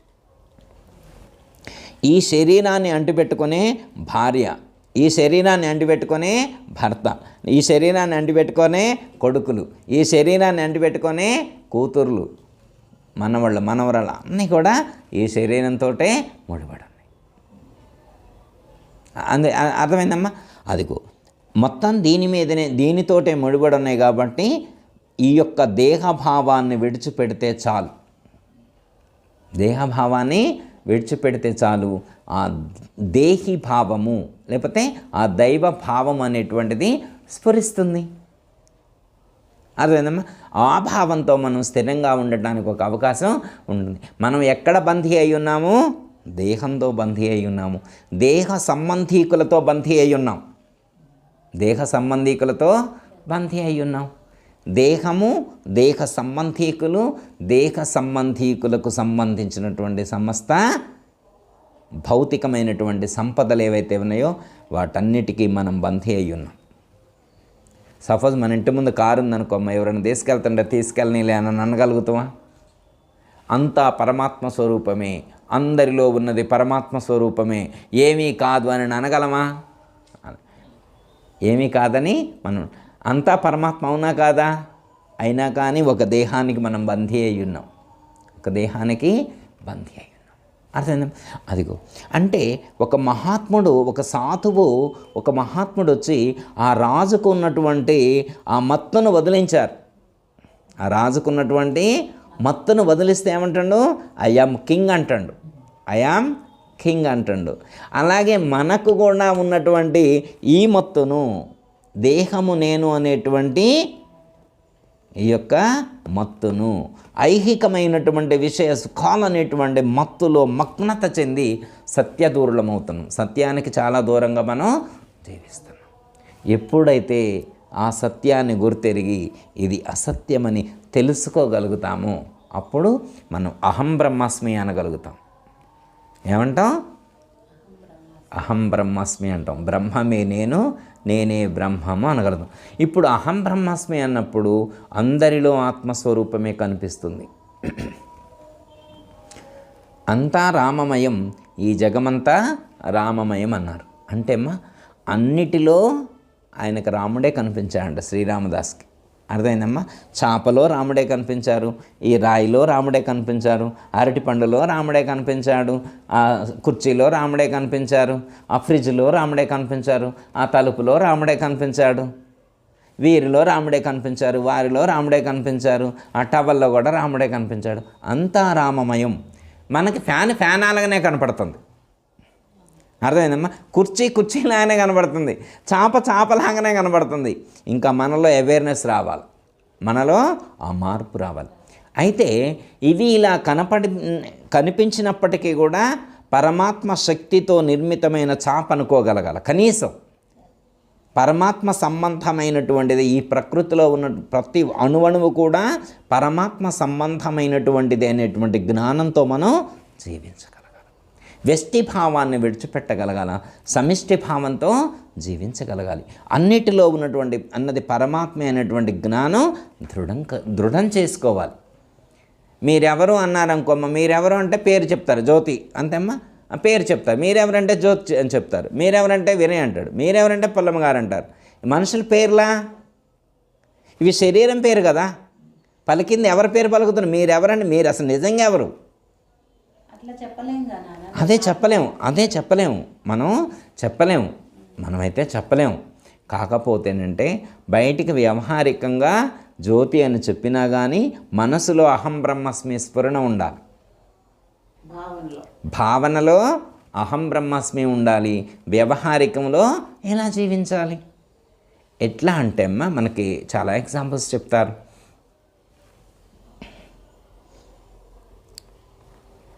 ఒక ఇంట్లో, ఒక ధనవంతుల ఇంట్లో ఒక అమ్మాయి పనిచేస్తూ ఉంది. ఒక అమ్మాయి పనిచేస్తూ ఉంటే ఒక ఆయన ఆ ఇంటికి వచ్చారన్నమాట. ఇల్లు చూపెట్టమంటే పరిచయం చేస్తూ ఉన్నారు, మొత్తాన్ని పరిచయం చేస్తూ ఉంది ఆవిడ. ఆ ఇంట్లో ఉన్న ఆవిడ పనిచేస్తే, ఇది మా కారు అన్నది. ఇది మా కారు, మొన్ననే అమెరికా నుంచి డెలివరీ తీసుకున్నాం అని చెప్పిందనమాట. ఎంత అయింది అని అడిగారు. 2 crores అని చెప్పింది. ఓ కారు 2 crores మాదే అన్నది. మరి ఆవిడ చెప్పటం మా కారు అని చెప్పింది. అలా మా కారు అని చెప్పినప్పుడు మనసులో స్ఫురించింది, ఇది నిజంగా నా కారా? కాదు, మా ఆటో ఇంటికాడు ఉంది, మా ఆయన ఆటో నడుపుతాడు, కానీ నేను ఇక్కడ పనిచేస్తున్నా. ఇక్కడ ఇలాగే చెప్పాలి. వ్యవహారికంగా మా కారు అని చెప్పినా కానీ మనసులో ఆటో గుర్తొచ్చింది. ఆ లోపల తీసుకెళ్ళిందని మా అయ్యగారు అని చెప్పింది. మా అయ్యగారు, వీళ్ళ అయ్యగారు వేరే ఉన్నాడు, వీళ్ళ నాన్న వేరే ఉన్నాడు, వీళ్ళ డాడీ వేరే ఉన్నాడు, మళ్ళీ ఇక్కడ వేరే ఆయన్ని పరిచయం. అంటే ఆ ఇంట్లో ఉన్నటువంటి ప్రతి వస్తువును కానీ ప్రతి వ్యక్తిని కానీ పరిచయం చేసేటువంటి సందర్భంలో వాళ్ళను బాబాయ్ అని ఇట్లా రిలేషన్తో పిలుస్తుంది, తాతయ్య అని ఇట్లా పరిచయం చేస్తుంది. కానీ వీళ్ళ తాతయ్య వేరే ఉన్నాడు, బాబాయ్ గారు అని పరిచయం చేసింది, కానీ వీళ్ళ బాబాయ్ గుర్తొస్తుంది. అక్కడ వీళ్ళ బాబాయ్ బజ్జీలు బండి వేస్తారు. బాబాయ్ అనంగలోనే ఈయన చూపెట్టింది, కానీ వెంటనే ఆవిడ మనసులో ఆ బాబాయ్ గుర్తొచ్చిండు, బజ్జీల బండి కాడ బజ్జీలు వేసే బాబాయ్ గుర్తొచ్చిండు. ఎలా గుర్తొచ్చిండు? అది అంటే అమ్మ జీవన విధానంలో ఆవిడలా ఇక్కడ పనిచేస్తుంది కాబట్టి ఇలాంటి భావంతో జీవించవలసినటువంటి పరిస్థితి ఉంది. కానీ వాస్తవం మనసులో ఉండాలి, సత్యము మనసులో ఉండాలి, వాస్తవం మనసులో ఉండాలి. ఈ ప్రకృతిలో నటించాలి. సత్యాన్ని మనసులో పెట్టుకొని ప్రకృతిలో నటించాలి. నటన అర్థమైందమ్మా? ఇది సత్యము కాదు, ఇది నటన. అర్థమైందమ్మా? భగవద్గీతలో కూడా అదే చెప్తారు. అర్థమైందమ్మా? తల్లిగారు అంతే, తండ్రి గారు, కొడుకు, కోడలు, బిడ్డ, అల్లుడు పాత్రలు. అవి జస్ట్ ఎంతకాలం ఉంటాం? ఈ శరీరం ఉన్నంత విషయపై ఈ రిలేషన్స్ అన్నీ ఉంటాయి. అర్థమైందమ్మా? అసలు మనం వచ్చింది ఎక్కడి నుంచి కదా. మన పర్మనెంట్ అడ్రస్ అక్కడ, ఇది టెంపరీ అడ్రస్. అర్థమైంది? వీళ్ళందరూ టెంపరీ రిలేటివ్స్. అర్థమైందమ్మా? పర్మనెంట్ రిలేటివ్ వేరే ఉన్నారు. అర్థమైందా? ఇదంతా టెంపరీ. మరి ఇక్కడికి ఎందుకు రావాల్సి వచ్చింది? ఆయన లీలలో భాగంగా ఇక్కడికి రావాల్సినటువంటి పరిస్థితి వచ్చింది. ఈ లీలకు కర్మను అనుసంధానం చేసి కర్మ సిద్ధాంతాన్ని కూడా క్రియేట్ చేసి సాధకులకు ఉండేటువంటి సందేహాలను నివృత్తి చేయటం అనేటువంటిది. ఇది పీక్ లెవెల్లో ఉండేటువంటి మెయిన్ ఆన్సర్ ఇది. మెయిన్ ఆన్సర్ ఏంటంటే అందరిలో పరమాత్మే ఉన్నాడు, అన్ని ఉపాధుల ద్వారా అనేక అనుభవాలు పొందుతున్నాడు. అది మంచం లేదు, చెడు, అదొక అనుభవం. అది ఒక అనుభవం. ఏడిస్తే ఎలా ఉంటుందో ఆయన ఏడ్చి ఒక ఫీలింగ్ పొందుతున్నాడు. నవ్వితే ఎలా ఉంటుందో ఒక ఫీలింగ్, ఒకరిది మోసం చేస్తే ఎలా ఉంటుందో ఒక ఫీలింగ్. కొన్ని అనుభవాలను పొందుతున్నాడు. ఎవరు? ఆయన. మనకు సంబంధం లేదు అమ్మ. ఆయన ప్రపంచం, ఆయన శరీరాలు, ఆయనే ఉన్నాడు, ఆయన అనుభవాలు పొందుతున్నాడు. మనకేం పని? మనకేం సంబంధం? అంటే మనకేం సంబంధం? ఆయన అనుభవాలు పొందితే అంటే మనం ఆయనైతే ఈ ప్రాబ్లమ్స్ ఉంటాయి. మనం ఆయనైతే ఇప్పుడు ఆయన పొందితే మనకేం సంబంధం లేదు. అర్థం? ఎవరో అప్పు చేశారనుకో, మీకేం సంబంధం ఉంటుందమ్మా? మీ అబ్బాయి అప్పు చేస్తే, ఎవరో అప్పు చేస్తే మనకేం పని? అర్థం? ఎవరో అప్పు చేస్తే నాకేం పని? మా అమ్మాయి అప్పు చేస్తే నాకు సంబంధం. అవునా కాదా? ఇప్పుడు ఎవరి విషయమో చెప్పుకుంటే మనకేం సంబంధం? ఇప్పుడు మనం చెప్పుకున్నటువంటి ఆ వ్యక్తి ఎవరైతే ఉన్నారో ఆ వ్యక్తితో మనకు సంబంధం కలిగి ఉంటే మనం ఆలోచించాలి. ఇప్పుడు ఈ అనుభవాలన్నీ పొందే ఆయన ఏ ఊరిలో ఉన్నాడో, ఎక్కడున్నాడో, ఆయనకి మనకేమైనా రిలేషన్ ఉందా, సంబంధం ఉందా అంటే ఇందులో ఉంది ఆయనేనా? అందరిలో ఉంది ఆయనే, ఇందులో ఉన్నది ఆయనే. ఇందులో ఉండే అనుభవాలు పొందేది, అందరిలో ఉండే అనుభవాలు పొందేది ఆయనే. అందులో ఉండి కోపం చేసేది ఆయనే, ఇందులో ఉండి పడేది ఆయనే. ఓకే, ఇది అర్థమైందిగమ్మా, ఒక క్లారిటీ వచ్చింది కదా. ఇప్పుడు ఇది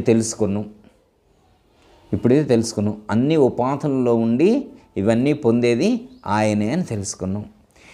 అయితే ఆయన ఏమన్నాడు, ఇవన్నీ కూడా కళ లాంటివి అనుకో అన్నాడు. జస్ట్ ఎంటర్టైన్మెంట్ కోసం చేసేటువంటిది ఏమన్నా సీరియస్గా తీసుకుంటావా?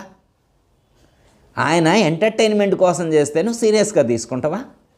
ఇప్పుడు చిన్నపిల్లలు ఆట ఆడుకుంటున్నారు, అటోకిల్లు ఇటోకిల్లు కట్టుకొని ఆడుకుంటున్నారు. ఏదో చిన్న క్రాష్ వచ్చింది, వాళ్ళు తిట్టుకుంటున్నారు, కొట్టుకుంటున్నారు. తర్వాత మీల్స్కి రండి అని చెప్తే అందరూ వచ్చి కూర్చొని తింటున్నారు. ఇప్పుడు ఆ క్రాష్ ఏమైంది, ఆ గొడవ ఏమైంది? ఉత్తుత్తాట అది. అదేంటి ఉత్తుత్తాట? అది నిజం కాదు. అర్థమైందమ్మా? సీరియస్ లేదు అక్కడ. సరదాగా ఆడుకునేటువంటి ఆటను నువ్వు సీరియస్గా తీసుకొని నువ్వు ఫీల్ అయితే ఆయన ఏం చేస్తారు? మనం సీరియస్గా తీసుకుంటున్నాం, ఇది సీరియస్లే, ఇది సీరియస్ కాదు, ఇది జస్ట్ ఎంటర్టైన్మెంట్ ప్రోగ్రామ్ను సీరియస్గా తీసుకొని నేను ట్యాపులు తిప్పుకొని బకెట్లు నింపితే ఆయన ఏం చేస్తారు? ఏ అమ్మా? అందుకే ఒక మాట చెప్తారు, గురువుగారు చెప్తారు, అయితే ఆ జ్ఞానం కలిగినటువంటి వాడు దీన్ని సీరియస్గా తీసుకోరు. జ్ఞానం లేనటువంటి వాళ్ళు సీరియస్గా తీసుకొని దానికి బాగా కనెక్ట్ అయ్యి ఫెవికాల్తో అంటించుకుంటారు. కాంక్రీట్గా వాళ్ళకు దుఃఖం. భాగవత కృష్ణదేశకులు వారు చెప్పిన కందార్థమమ్మ. పిల్లలు తాటాకులతో పిల్లల గావించి పెండి పేరంటంబు, కొల్లలుగా జేయువారల తల్లులుగా నిసత్యమనుచు తల చేరామదీని, నీ వీట్లు తలచారామదీని, కల్లా సంసారము గని మానవులు సంత, సిల్లగా గురు మంత్ర సిద్ధులు నిజమాని, తల చేరామదీని, నిను నీ వీట్లు తలచారామదీని. పిల్లలు తాటాకులతో పిల్లల గావించి పెండ్లి పేరంటంబుల్. తల్లిదండ్రులు ఇక్కడ కూర్చున్నారు, మీరు మీ అమ్మగారు మీ పిన్ని గారు ఇక్కడ కూర్చున్నారు. మీ పిల్లలు చిన్న పిల్లలందరూ వచ్చారు, వాళ్ళకి ప్లాస్టిక్ బొమ్మలు కావాలంటే గంపెడ కొనిచ్చారు. 2-3 ఇల్లులు పెట్టుకున్నారు. అందులో తల్లి బొమ్మ, తండ్రి బొమ్మ, కొడుకు బొమ్మ, కోడల బొమ్మ, మనవడ బొమ్మ అన్నీ పెట్టుకున్నారు. అక్కడొక 3 ఫ్యామిలీలు పెట్టుకున్నారు. అంటే వెనకటి రోజుల్లో తాటాకు బొమ్మలు కాబట్టి అంటే చెప్పారు. ఇప్పుడు ప్లాస్టిక్ బొమ్మలు అనుకుందాం. పిల్లలు ప్లాస్టిక్ బొమ్మలతో, రిమోట్ బొమ్మలు, రోబో బొమ్మలు అనుకోండి, ఆడుకుంటున్నారు. పిల్లలు ఆడుకుంటున్నారు. అర్థమైందమ్మా? పిల్లలు తాటాకులతో పిల్లల గావించి పెండ్లి పేరంటంబుల్. వాళ్ళ అమ్మాయిని వీళ్ళకి, వీళ్ళ అబ్బాయికి, వీళ్ళ అబ్బాయిని వాళ్ళ అమ్మాయికి ఇచ్చి పెళ్ళిళ్ళు కూడా చేశారు, పేరంటాలు చేశారు, ఫంక్షన్లు చేశారు, నాన్న గందరగోళం చేశారు ఆ గంటలోనే. తల్లిదండ్రులు ఇక్కడ కూర్చున్నారు, మీరందరూ ఇక్కడ కూర్చున్నారు. మీరు సత్యమని భావిస్తారా? అది నిజమాట అనుకుంటారా? అది అబద్ధమని అనుకుంటారా? అనుకోరా? అదే పిల్లలు తాటాకులతో పిల్లల గావించి పెండి పేరంటంబుల్, కొల్లలుగా చేయువారల తల్లులు గని సత్యమనుచు తల చేరమదీని, నేను నీ వీట్లు తలచారమదీని. అర్థమైందమ్మా? వాళ్ళ ఆటలు చూస్తే నీకు ఎట్లా అనిపిస్తుందో, ఈ ప్రపంచంలో ఉన్నటువంటి వాళ్ళందరూ కూడా అలాంటి ఆటే ఇలా ఆడుతున్నారు. వాళ్ళది చిన్నవి, గంట సేపు ఆట, మంది 100 సంవత్సరాల ఆట. ఇందులో ఒకడు జారిపోతాడు, ఒకడు మిగులుతాడు, వీడు పోతాడు. ఎవరు శాశ్వతము? అందుకే కల్ల సంసారము గని మానవులు సంత, సిల్లగా గురు మంత్ర సిద్ధులు నిజమాని, తలచేరమదీని. కళ్ళ సంసారము గని మానవులు సంతసిల్లగా, మానవులు సంతోషపడతారు. ఈ కళలో ఉన్నటువంటి, ఈ కళలాంటి ఈ ప్రపంచాన్ని చూసి లౌకికమైనటువంటి వాళ్ళు సంతోషపడుతుంటారు. కానీ గురుమంత్ర సిద్ధులు ఇది నిజమని తలంచెదరా? ఇక్కడ కూర్చున్న తల్లిదండ్రులు అది ఎలా అబద్ధం అనుకుంటారో, ఇక్కడ ఈ కూర్చున్నటువంటి ఒక ఆత్మజ్ఞానంతో, లేదా ఇక్కడ కూర్చున్నటువంటి ఒక ఆత్మజ్ఞానంతో కూడి ఉన్నటువంటి జ్ఞాని దృష్టిలో వీళ్ళందరూ ఆడేటువంటిది కూడా అలాంటి ఆటే. తాటాకు బొమ్మలాటే, లేకపోతే ప్లాస్టిక్ బొమ్మలాట, లేకపోతే రోబోలాట, జస్ట్ ఎంటర్టైన్మెంట్. అంతెందుకమ్మా, మనం కనెక్ట్ అవ్వటం ఈజీగా అవుతుంది అనమాట. మనిషికి అది సంస్కారం అనమాట. గత జన్మల నుంచి బాగా వెంటాడుతూ వస్తూ ఉండేటువంటిది అనమాట. టీవీ పెడతారమ్మా, సీరియల్ వచ్చినా సినిమా వచ్చినా కనెక్ట్ అయిపోతారు. అర్థమైందా? ఒక క్యారెక్టర్ వస్తే తిడుతుంటారు, ఒక క్యారెక్టర్ వస్తే పొగుడుతుంటారు, అంతలోకే కన్నీళ్ళు వస్తుంటాయి. వాళ్ళందరూ డబ్బులు తీసుకొని నటించే వాళ్ళేగా తల్లి. అందులో ఎవరైనా ఉచితంగా నటించే వాళ్ళు ఒక్కళ్ళైనా ఉన్నారా? నిజంగా ఆమె తిట్టిందా వాళ్ళ కోడల్ని? తిట్టినట్టు నటించింది. కోడలు నిజంగా ఏడ్చిందా? లేదు, ఏడ్చినట్టు నటించింది. ఏమో ఏడ్చినట్టు నటించితే ఏమొక డబ్బులు, తిట్టినట్టు నటించితే ఆమెకు డబ్బులు, వీళ్ళిద్దరికీ అవార్డులు, దానికి ఒక ఫంక్షను, మళ్ళీ దానికి మనం కరెంటు పోతే మళ్ళీ జనరేటర్ పెట్టుకొని మళ్ళీ అది వేసుకొని చూడటం, లేకపోతే హాట్స్టార్లో ఓపెన్ చేసుకొని మరి చూడటం మిస్ అయిందని ప్రోగ్రాం. మీరు కాదు, అసలు లోకం సంగతి అమ్మ. మరి అది నిజం అనుకుంటున్నావా? తెల్లారి మళ్ళా చాలామందిని చూసా, 6 అయితే 7 అయితే 8 అయితే ఎమ్మట సీరియల్ నడవాల్సిందే. మిస్ అయితే సండే మొత్తం ఇస్తారంట. ఇక సండే మొత్తం ఫోన్ స్విచ్ ఆఫ్ చేసి పక్కన పెట్టారు. ఫోన్ స్విచ్ ఆఫ్ చేసి పిల్లగాళ్ళకి చెప్పారు, కదిలిస్తే కుదరదు ఇయ్యాల. 3 మిస్ అయినాయి. ఏం తల్లి,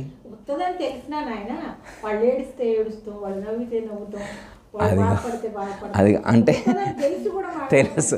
కళ్ళ సంసారము గని మానవులు సంతసిల్లగా గురుమంత్ర సిద్ధులు నిజమని తలిచేరా. ఓకే, ఇది సహజం. సామాన్యులు కనెక్ట్ అవ్వచ్చు, కానీ గురుమంత్ర సిద్ధులు గురుమంత్రాన్ని అనుష్ఠానం చేసి అందులో ఉన్నటువంటి అర్థాన్ని గ్రహించి ఆ భావానికి అనుగుణంగా జీవించేటువంటి ఒక సిద్ధ పురుషుడు, గురుమంత్ర సిద్ధిని పొందినటువంటి ఒక యోగి దానికి కనెక్ట్ అవుతాడా? కనెక్ట్ అవడు. అదంతా కాసేపు చూసినా కానీ అది నాటకం అనుకుంటాడు. అదంతా నాటకమే అనుకుంటాడు. అది సత్యము కాదనుకుంటాడు. అంటే వీడికి తెలుసు వాళ్ళు నటించుతున్నారనే విషయం వీడికి తెలుసు. సరిగ్గా నటించిండు, సరిగ్గా నటించలేదు, పెర్ఫార్మెన్స్ సరిగా లేదండు. పెర్ఫార్మెన్స్ సరిగా లేకపోతే ఈసారి చూడడం, సరిగా ఏడవకపోతే అత్తగారు అన్ని తిట్టినా ఇది కనీసం ట్యాప్ తిప్పలేదేమీ, బాగలేదు, ఆ సీరియల్ తీయ అంటది. అంటే సరిగ్గా ఏడ్స్తేనే చూస్తారు వీడు, సరిగ్గా ఏడవకపోతే పెర్ఫార్మెన్స్ లేకపోతే చూడబ్బా భలేగా ఏడ్చిండు అంటే నటన. అర్థమైందమ్మా? అలాగే యోగులు జ్ఞానులు నటిస్తారు, మామూలు వాళ్ళు జీవిస్తారు. నటించవల్ల. ఎందుకంటే కొన్ని ధర్మాలు ఉన్నాయి మనకు కొన్ని ధర్మాలు ఉన్నాయి. గృహస్థుకున్న ధర్మాలు, గృహస్థుకి సన్యాసికి చెప్పబడినటువంటి సన్యాసికి వానప్రస్థాశ్రమంలో చెప్పబడినటువంటి ధర్మాలు, బ్రహ్మచర్య స్థానంలో ఉన్నప్పుడు చెప్పబడినటువంటి ధర్మాలు, ఒక్కొక్క స్థాయిలో ఒక్కో ధర్మాన్ని మనకు సూచించారు. మనం గృహస్థులుగా మన ధర్మాన్ని మనం పాటించాలి. గృహస్థుగా ఉంటూనే గురువు చెప్పిన జ్ఞానం లోపల స్థిరం చేసుకోవాలి. అది మన యొక్క లక్ష్యం అది. అంటే అమ్మా, మనం ఏది చేస్తున్నా ఆ గురుమూర్తి చెప్పినటువంటి ఆ జ్ఞానం దృఢం కావాలి. ఆ భావానికి మనం దూరం కాకూడదు, ఒక్క క్షణం కూడా దూరం కాకూడదు. కానీ ప్రకృతి మాయ నిరంతరం పరుగులు పెడుతుంది, మన చుట్టూ పరుగులు పెట్టింది. మన చుట్టూ అంటే వైఫైలా తిరిగిద్దంటారే, చుట్టూ కాదు, లోపల కూడా అదే తిరుగుతుంది. బయట తిరుగుతుంది, మొత్తం మాయే తిరుగుతుంది. అసలు మన ఉనికిని మనం తెలుసుకునేట్లేదు. అంటే అహం బ్రహ్మాస్మి అనే ఉనికి మనకు తెలియట్లేదు. కృష్ణమూర్తి భౌతికమైన శరీరం అనుకుంటాడు. అర్థమైందమ్మా? భౌతికమైనటువంటి భావాన్ని విడిచిపెట్టి ఆ గురుమూర్తి చెప్పినటువంటి ఆ జ్ఞానం మనకు స్థిరమైనప్పుడు, అహం బ్రహ్మాస్మి అనే స్థితిలో మనం ఉన్నప్పుడు అందరిలో కూడా అదే బ్రహ్మమును మనం దర్శించగలుగుతాం. చిన్న ఎగ్జాంపుల్ ఒకటి చెప్పి కంక్లూషన్ అమ్మా. ఒక నిమిషం. ఒక ఊరిలో రాజుగారికి ఆరోగ్యం బాగలేదు. రాజుగారికి ఆరోగ్యం బాగలేకపోతే ఆయన గారు అంట ఒక డాక్టర్ను పిలిపించారు.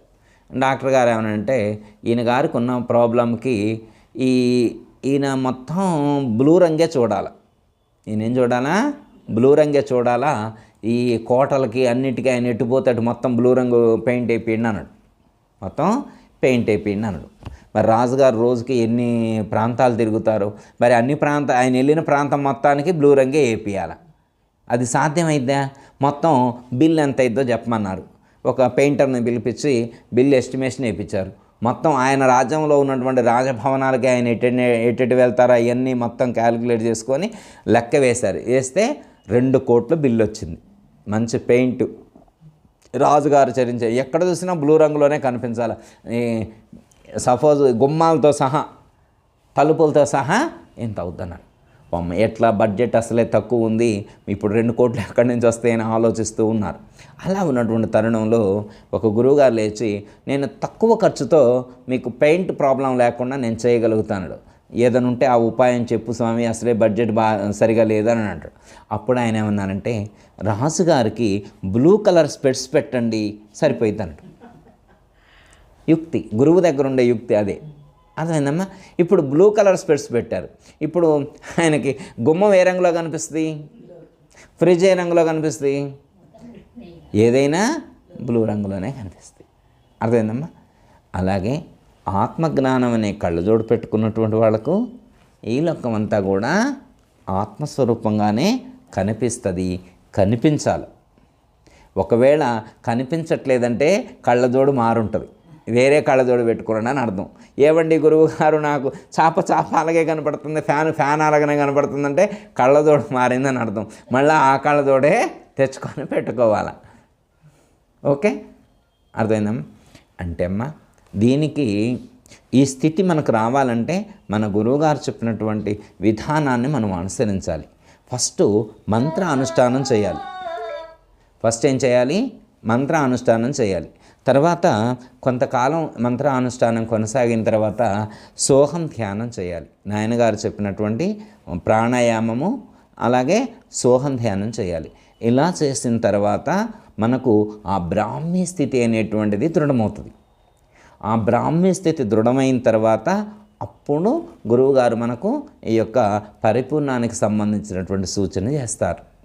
ఈ మధ్యకాలంలో మనకు అర్థం కావడం కోసం శరీరం ఎలా తయారైంది అనేటువంటి దానికి సాంఖ్య విచారణ, మన చుట్టూ ఉన్నటువంటి ఈ బ్రహ్మాండం ఎలా తయారైంది, ఆ బ్రహ్మాండంలో నుంచి పిండాండం ఎలా వచ్చింది, ఈ పిండాండానికి బ్రహ్మాండానికి ఉండేటువంటి ఆ కనెక్షన్ ఏంటి, ఆ సంబంధం ఏంటో చెప్తారు. తర్వాత ఈ పిండాండంలో ఉండి అన్నీ ఎరిగేది తెలుసుకునేటువంటిది ఏదైతే ఉన్నదో దానికి సంబంధించినటువంటి జ్ఞానాన్ని కలిగించేటువంటిది తారకం. అర్థమైందమ్మా? తారకం అయిన తర్వాత అమనస్కాన్ని బోధ చేస్తారు. అంటే తారకాన్ని ఇంకా దృఢం చేయటం అమనస్కం అంటే. అప్పుడు మనకు అహం బ్రహ్మస్మి అనేటువంటి స్థితి దృఢమవుతుంది. మహావాక్య విచారణ అప్పుడు చెప్తారు. అప్పుడు మనకు గురువుగారు ఆ స్థితికి వచ్చాక పరిపూర్ణం గూర్చి వారు చెప్పాలా, మనం వినాలా. ఎందుకు అంటే ఈ సాధనలన్నీ చేసినటువంటి వాడికి అహం బ్రహ్మాస్మి అనేటువంటి స్థితిని పొందిన తర్వాత కూడా ఎందుకు జన్మకొస్తాడు, ఎందుకు జన్మరహితం కాదు అనేటువంటి సందేహం మనకు కలిగినప్పుడు అప్పుడు గురువును మనం ఆశ్రయించాలి. అప్పుడు గురువు పరిపూర్ణ బోధ చెప్పాలి. ఎందుకంటే మనం ఎక్కడి నుంచి వచ్చినాం అనుకున్నాం ఇందాక? ఆత్మ దగ్గర నుంచి, బ్రహ్మం దగ్గర నుంచి వచ్చినాను. మళ్ళీ ఎక్కడ పోయినావు? ఇవన్నీ చేసి సాంఖ్యం, తారకం, అమనస్కు ఇవన్నీ అయిపోయి మళ్ళీ ఆడికే పోయినావు. ఆడికే పోతే మళ్ళీ కిందికే వచ్చును, దాని యొక్క సహజ లక్షణం. అర్థమైందమ్మా? ఇప్పుడు సముద్రంలో నీళ్ళు ఉన్నాయి. సముద్రంలో ఉన్నటువంటి నీళ్ళు సూర్యుని యొక్క వేడి చేత ఆవిరై మేఘ రూపాన్ని దర్శించింది. మళ్ళీ వర్ష రూపంలో వర్షించి అనేకమైనటువంటి కాలవలై, వాగులై, చెరువులై, నదులై చివరికి మళ్ళీ సముద్రంలోనే కలిసినాయి. మళ్ళీ సముద్రంలో కలిసాక మళ్ళీ ఆవిరి రూపాన్ని ధరించి మళ్ళీ మేఘమై మళ్ళీ వర్ష రూపంలో వర్షించి మళ్ళీ కాలువలు, వాగులు, చెరువులు, నదులు, మళ్ళీ సముద్రం. ఈ రొటీన్ అవుతూ ఉంది. ఇది ఒక సైకిల్ లాగా జరుగుతూ ఉంది. మరి ఇలా సైకిల్లా జరుగుతుంది. ఇప్పుడు మీరున్నారు, బ్రహ్మం నుండి శరీరాన్ని ధరించారు, జీవుణ్ణి అను.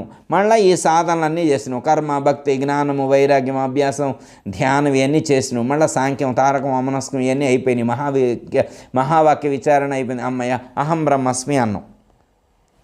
కంక్లూడ్ అవ్వాలి, కేలికతం అవ్వాలి కదా, అవ్వట్లేదు. మళ్ళీ పునరపి జననం, మళ్ళీ సృష్టి ఆరంభమైనప్పుడు మళ్ళీ ఈ సృష్టిలోకి ప్రవేశించే అవకాశం ఉన్నది. ఎక్కడి నుంచి వచ్చామో అక్కడికి చేరుకున్నా కానీ కంక్లూడ్ అవ్వట్లేదు. మళ్ళీ జన్మకు వచ్చే అవకాశం ఉందేమో అనేటువంటి ఒక సందేహం, ఒక స్పృహ అనేటువంటిది మనకి కలుగుతుంది.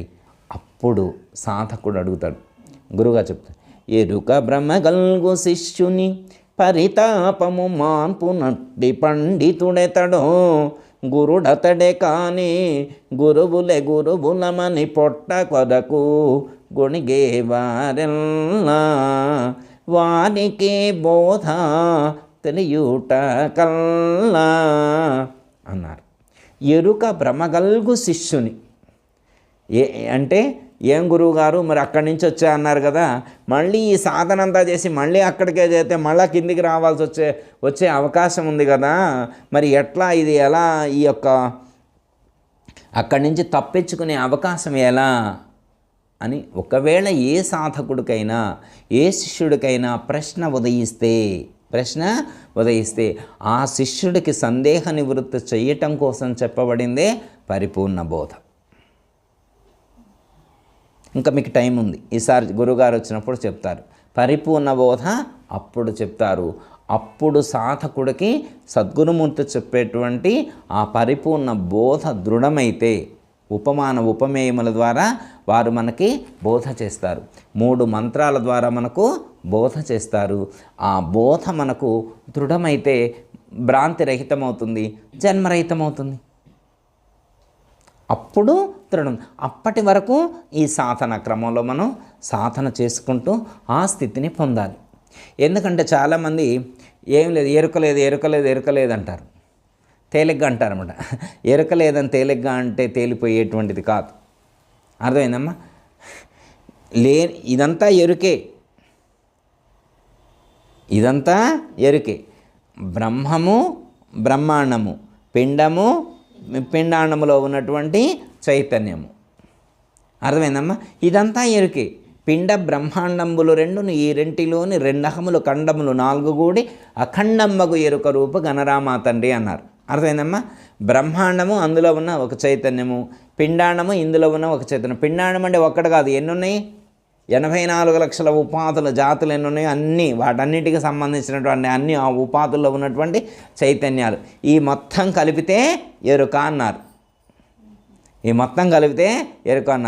ఆ ఎరుకను లేకుండా చేసుకోవాలంటే పరిపూర్ణ బోధ అవసరము అని చెప్పారు. ఎలా లేకుండా పోతుంది అంటే ఎరుక పోదు, ఎరుక యందు ఉన్నటువంటి భ్రాంతిని తీసేస్తారు. ఎరుక ఆడికి పోయింది, ఎరుక ఎక్కడికి పోదు, ఎరుక యందు ఉన్నటువంటి భ్రాంతిని తీసేస్తారు. భ్రాంతి వల్ల మనం జన్మకు వచ్చాం. మనం జన్మకి ఎందుకు వచ్చామంటే భ్రాంతి చేత వచ్చాం. భ్రాంతి తొలగితే మనకు జన్మరహితం అవుతుంది. అర్థమైంది? సపోజ్ ఉదాహరణకి మన పెద్దనాయన గారు ఉన్నారు, వారు ఇప్పుడు శరీరంతో లేరు, వారికి జన్మరహితం అయిందా కాలేదా? వారికి ఎరుక రహితమైందా కాలేదా? మరి వారికి ఎరుక రహితమైతే మరి ఈ ప్రపంచం అంతా ఇంతే ఉంది, ఇది ఎరుక కాదా? మరి ఇది ఉంది కదా. మరి వారికి ఎరుక రహితమైతే ప్రపంచం మొత్తం రహితం కావాలి కదా. అంటే అమ్మా ఎవరికి వాళ్ళకే రహితం కావాలి అంతే తప్ప బ్రహ్మాండంతో మనకి సంబంధం లేదు. అర్థమైందమ్మా? ఒక సపోజు లేకుండా పోవటం. సపోజ్ ఉదాహరణ అర్థం అయ్యేట్టు ఇంకొంచెం తేలగలదు. సపోజ్ ఒక బౌల్లో మీ దగ్గర కొన్ని విత్తనాలు ఉన్నాయి, సీడ్స్ ఉన్నాయి. ఆ విత్తనాలన్నీ భూమిలో పెడితే మొలకెత్తుతాయి. సపోజ్ ఉదాహరణకి ఒక 3 విత్తనాలు తీసి మీ అమ్మగారు వేయించారు, గట్టిగా మంట పెట్టి గట్టిగా వేయించారు. ఆ విత్తనం లోపల ఉన్నటువంటి అంకురం పోయింది. పైకి చూడటానికి విత్తనం లాగానే ఉంది, ఆ లోపల మొలకెత్తేటువంటి అంకురం పోయింది. ఇప్పుడు మీ అమ్మగారు తీసుకొచ్చి ఆ 3 విత్తనాలు ఆ బౌల్లో కలిపారు. ఆ 3 విత్తనాలు మిగతా విత్తనాల బౌల్లో కలిపారు. ఇప్పుడు ఆ 3 విత్తనాలు వాటితో కలిసి ఉన్నంత మాత్రం మళ్ళీ జన్మకు వస్తాయా? మళ్ళీ పుడతాయా? పుట్టవు. ఎందుకంటే పుట్టుకకు కారణమైనటువంటి ఆ అంకురము బీజం ఏదైతే ఉన్నదో ఆ బీజాన్ని కాల్చేసిన తర్వాత అవి ఎక్కడున్నా కానీ మళ్ళీ పుట్టవు. ఆ ముగ్గురు మీరే, ఆ 3 విత్తనాలు మీ అమ్మగారు బౌల్లో పెట్టిన విత్తనాలు మీ ముగ్గురే అన్నమాట. అర్థమైందమ్మా? మంచిగా వేయించుతారు వారు, మంచిగా వారిది వారు వేయించుకున్నారు, మీ కూడా వేయించుతారు. మంచిగా వేగనియండి, వేగితే మళ్ళీ పుట్టం అంతేగమ్మా.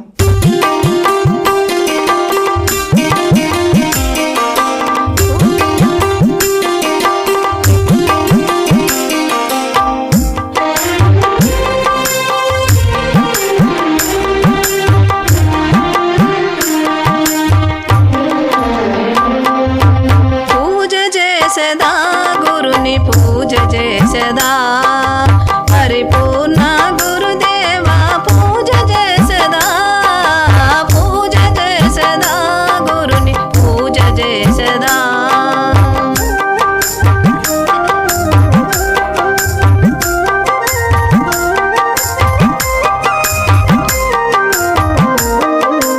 పూజా ద్రవ్యాలు తెచ్చి చక్కగా మీ కర్పించి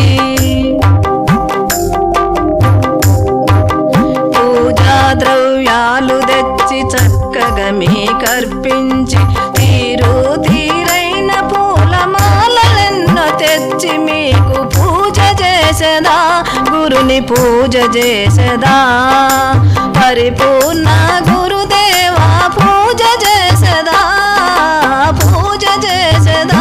గురుని పూజ చేసదా.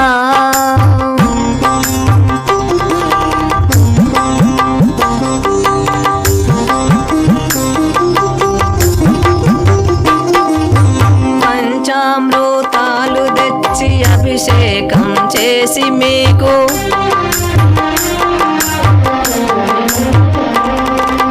పంచామృతాలు తెచ్చి అభిషేకం చేసి మీకు పట్టు వస్త్రాలు గట్టి పరిమళ ద్రవ్యాలతోను పూజ చేసదా గురుని పూజ చేసదా పరిపూర్ణ గురుదేవా పూజ చేసదా గురుని పూజ చేసదా.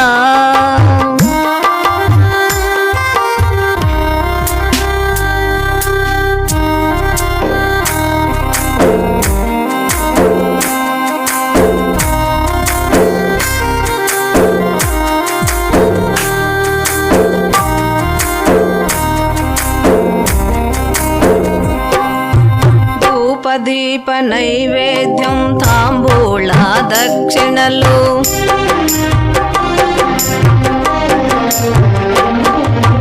ధూపదీప నైవేద్యం తాంబూళ దక్షిణలు ప్రేమతోను అర్పించి పరమ భక్తితో నేడు పూజ చేసదా గురుని పూజ చేసదా పరిపూర్ణ గురుదేవా పూజ చేసదా గురుని పూజ చేసదా.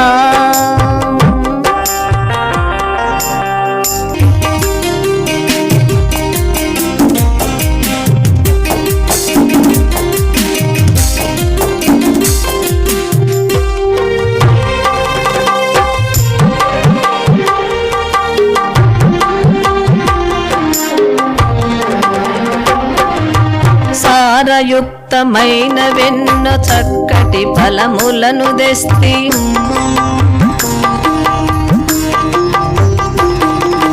సారయుక్తమైన వెన్నో చక్కటి ఫలములను తెస్తి మిక్కిలి మీరారగించి చక్కగా నన్ను దీవించుము పూజ చేసదా గురుని పూజ చేసదా పరిపూర్ణ గురుదేవా పూజ చేసదా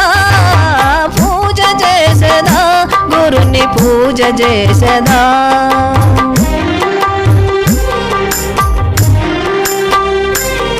మాయను తీసేసినట్టి మహితాత్ముడవని నేను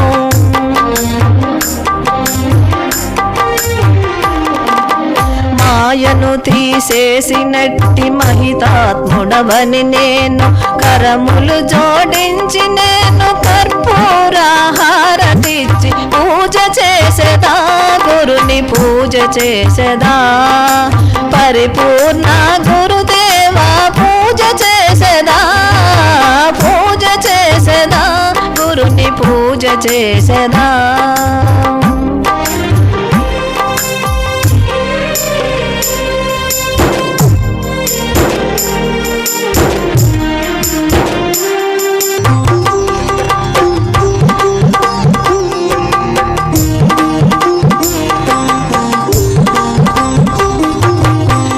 దోష రూపమైన ఎరుకను తీసేసి మాకు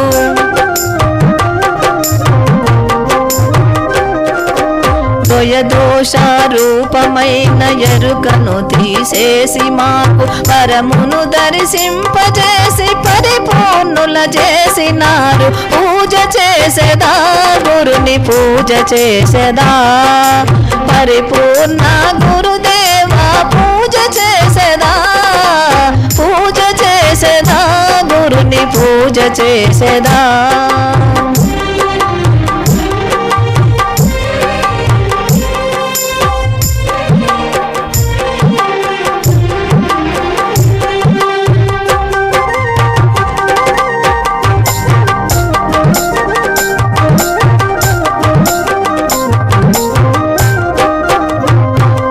వైరాపురమునందు సత్యయాఖ్య గురుదేవులు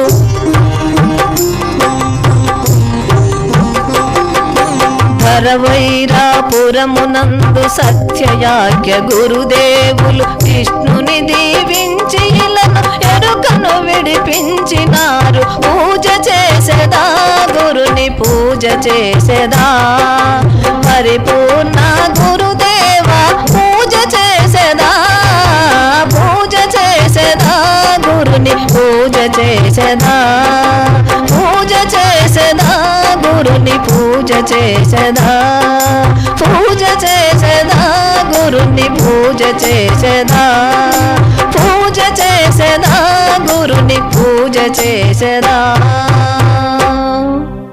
అందరికీ జై గురు. మరిన్ని ఆధ్యాత్మిక రహస్యాల కోసం అచల బోధ, ఆత్మబోధ, భగవద్గీత, అలాగే పండుగల్లో దాగిన అర్థాలు, అంతరార్థాల కోసం మరియు యోగము, ధ్యానము మొదలైన అనేక ఆధ్యాత్మిక తెలుగు ప్రవచనాల కోసం క్రింద ఉన్నటువంటి రెడ్ కలర్ సబ్స్క్రైబ్ బటన్ను క్లిక్ చేయండి. అలాగే ప్రక్కనే ఉన్నటువంటి గంట సింబల్ను నొక్కండి. అలాగే ఈ వీడియో మీకు నచ్చినట్లయితే లైక్ చేయండి మరియు షేర్ చేయండి. జై గురు.